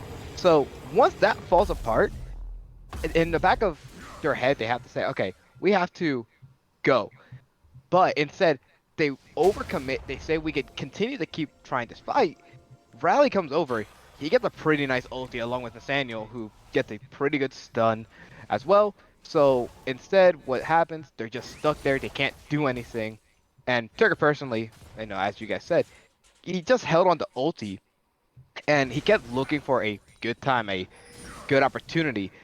What could have helped out if he just flashed ultimates there, that immediately gives them so much of an advantage there, and they could take this fight, and they won't have to worry as much about Rally getting a pretty nice shockwave. But instead, that's not what happened, and now it Oh, potentially could be great another flash headbutt pulverize over onto Flying Squirtle. He's going to be able to get out of there thanks to his ulti, but Fallen is going to be paying for his sins. Another TP coming down from Rally because he feels a fight coming on in there because there's a drag spawning here in about 20 more seconds. That is one pick. Can we find another? Not just yet. So I'm just gonna tentatively, I don't know how to say English, but I'm just gonna pass it over to you guys until we see possibly another fight come up. I think you would have to give it. Fallen's not up. You're undermanned, understaffed for the job. Looks like your Cassiopeia is taking a back. And again, you can afford giving over a dragon. I know it's third dragon. It's not the end of the world, folks. You can still make a play for the next one when your team's ready. But Fallen punished for going for Dragon Vision without backup of their team. No pressure on the bot side or the mid lane there, so teammates weren't able to assist in that engage until way later. And even though Fallen tanked it up and was a kind of getting away at Gabe right over the wall with the Alistar, knocking him up, securing that kill for his team. So with that, it looks like we're just probably going to stall out unless some random team fight just happens out of nowhere as we wait for objectives to come up. But this is just going to be a farm game, which should benefit the Cassiopeia and the Kaisa in this scenario, in my personal opinion. However, Tristana, no slouch in the late game either. And Oriana is also very, very strong. However, I think Cassiopeia does more damage and has, if with a good ultimate, has more team effectiveness. It does depend on the ultimates though, but I think Cassiopeia's damage cannot be slept on in the late game. Yeah, yeah, like as you said, Cassiopeia damage is, pretty crazy once it gets to the later stages of the game. Like just can keep twin fanging you to death. So that is the one thing that, obviously Cass is gonna be looking for. But at the same time, she can't do it if the rest of the team's dying the picks or making just the small mistakes. And now when they had that huge lead, it's now been driven down to a 1.2k gold. No, two. Or yeah, it is one. I can't count. It's a 1k gold lead, and when you had the lead, you kind of swung it back to giving the Oriana and the Tristana a very nice boost. As you can see, they now have bounties instead of the other team having the bounties. Yeah, definitely. So good insights on all that here. We are entering that later part of the game, as Crims mentioned up earlier as well. So I'm gonna be interested to see no new objectives to be had just yet. Right now, we no dragons, no barons to be really fighting for at this moment. So at the very least, we should be seeing fighting at 2 minutes from now, but who knows? Maybe we'll find a Oh, kick happened up, a earlier. good pulverized, and a good shockwave 2-man on that. But if you don't have team to follow up on, we have the ulti coming out from Nathaniel. But or they died before Nathaniel was able to get there. He doesn't get trapped up in a pretty bad situation. But oh, Channel Clark looking for a kill here. He is able to get there with Adamsuki also here now. He's looking for another pick. We'll pick it personally. He's right next to him. Can he get the knock up? Yes, he can. And then the final auto attack by Chandler Clark in the bush. He able to get it while Nathaniel later found himself in a 2v1 situation. He's going to flash away. Get a 2-man taunt off. He's looking for a takedown one, but he can't do it. But still, a double kill over for the one side. So now it's a 2v2 situation with Chandler Clark and Amsuki. They're running him down. They're trying to get the Dobbin has recall his up ult. fast enough. There it is. Amsuki able to get the Q off, and finally, now that Haymaker was able to get down. But here comes the slam for Chandler Clark as well. Facebreaker is just going to break Chandler Clark, but here comes Adamsuki to finish up all of those kills. He's going to be cleaning them up and now pushing up this top tower because, again, there's no neutral objectives to be going for right now. Yeah, that was kind of a random fight out of nowhere. And to point it all, and to point out, no one's really getting anything out of this fight. Yeah, there's one turret, not really a big deal at this point. But also, I think that MG Don kind of trolled there. They got the 2 kills, and then they just split up and just ended up in doing, one a 2v2 and a 2v1 that really didn't work out for them. They should have stuck together as a team, maybe get the mid lane turret, which is probably a pain in their side right now, and questionable gank on Nathaniel Lanier, especially seeing as how the rest of those fights went. Yeah, and all I have to say is, one, as you said, MG MG Dome ended up winning it early, and then Flying Squirtle got greedy and said, I could kill Chandler, and Chandler said, right back at you, and he won it. So he's able to get away. Then we see took it personally. He goes in trying to help out, but instead he dies for his own things, and now they're trying to rush a Baron, and we're probably Oh, the about to team's get cut another off, fight. though. So I'll pass it over to Rex for this incoming fight. Yeah, Dragon has been, or not Dragon, it's Baron. This is bigger than a Dragon, but here comes a knockup from Amasuki. Gabe Kachi does get a 2-man knockup, followed by the Shockwave over on 2 important members for the MG Domed as well. Here comes yet another knockup and knockback. Wow, bouncing castle around here. It's still a bouncing castle. Dolphin is running away. Clark jumps over the Fallen, and it's going to be a full ace in the bouncing That might be castle the of the Baron game. Pit. That might be the game, and I'm going to have to say, MG Domed, you guys split up there. 3 members on Baron, 2 members on the side, and Mingos just came up right in the middle, kept them split up, had to burn the blast cone to get in, and then Set had to go around the outside. Wasn't in that fight for a majority of the time. Got cornered in the Baron Pit, and then they just got picked apart by Mingos, and that is going to be the nexus going down for Mingos here as they pick up the second win of this 3-game series, and they have defeated MG Domed. I mean, they defeated them in a pretty close matchup, is what I would like to say. But at the same time, just one mistake is all it took to cost them it all. And It was still a couple, it's but such a feels bad moment because they end up just staying a little too grouped up and rally big time shockwave onto the 2 key members. And that was literally the game. That was the full game right then and there. yeah, it was close. I think that game was in MG Dome's favor for most of that last game. And heading into the late game, I felt that their comp was going to do just fine with their lead. However, just desperation rushing Baron when I think that they could have comfortably played the macro game a little more. And they end up splitting themselves in that fight in the first place was spelt doom for their team there. And yeah, that one mistake, as Asami mentioned, although one was a huge mistake, and it cost them the game and the series. Yeah, absolutely. Let Yeah, me it's see if I can pull this up. Sorry, guys, I haven't been talking too much, but I do want to try to pull this up here. Uh, yeah, you can keep talking. Sorry. okay. So, yeah, as you said, one mistake, that's really all it took. And, it's obviously, that's not what they intended to do, nowhere near it. However, when you group up like that and it's the two key members that are grouped up, you're going to end up blowing it. And that's kind of what happened. I'm not saying like, this game was kind of there for them to take it because there's obviously Mingos who show that they will continue to fight and fight and fight back. They're gonna play this uh gnaw and gritty kind of game, but they had it, they blew it, they had it again, then they blew it. It's just the small mistakes kept on shooting themselves in the foot, and eventually it just came down to we could take the Baron, you could, if your guys don't have your members sticking around one another as if it's like a game of footsies. This is not footsies, guys. Yeah, All this right. is not a fighting game. This is a MOBA. So no footsies here. Yeah, and I think I got the graphic up and going. So what I have here.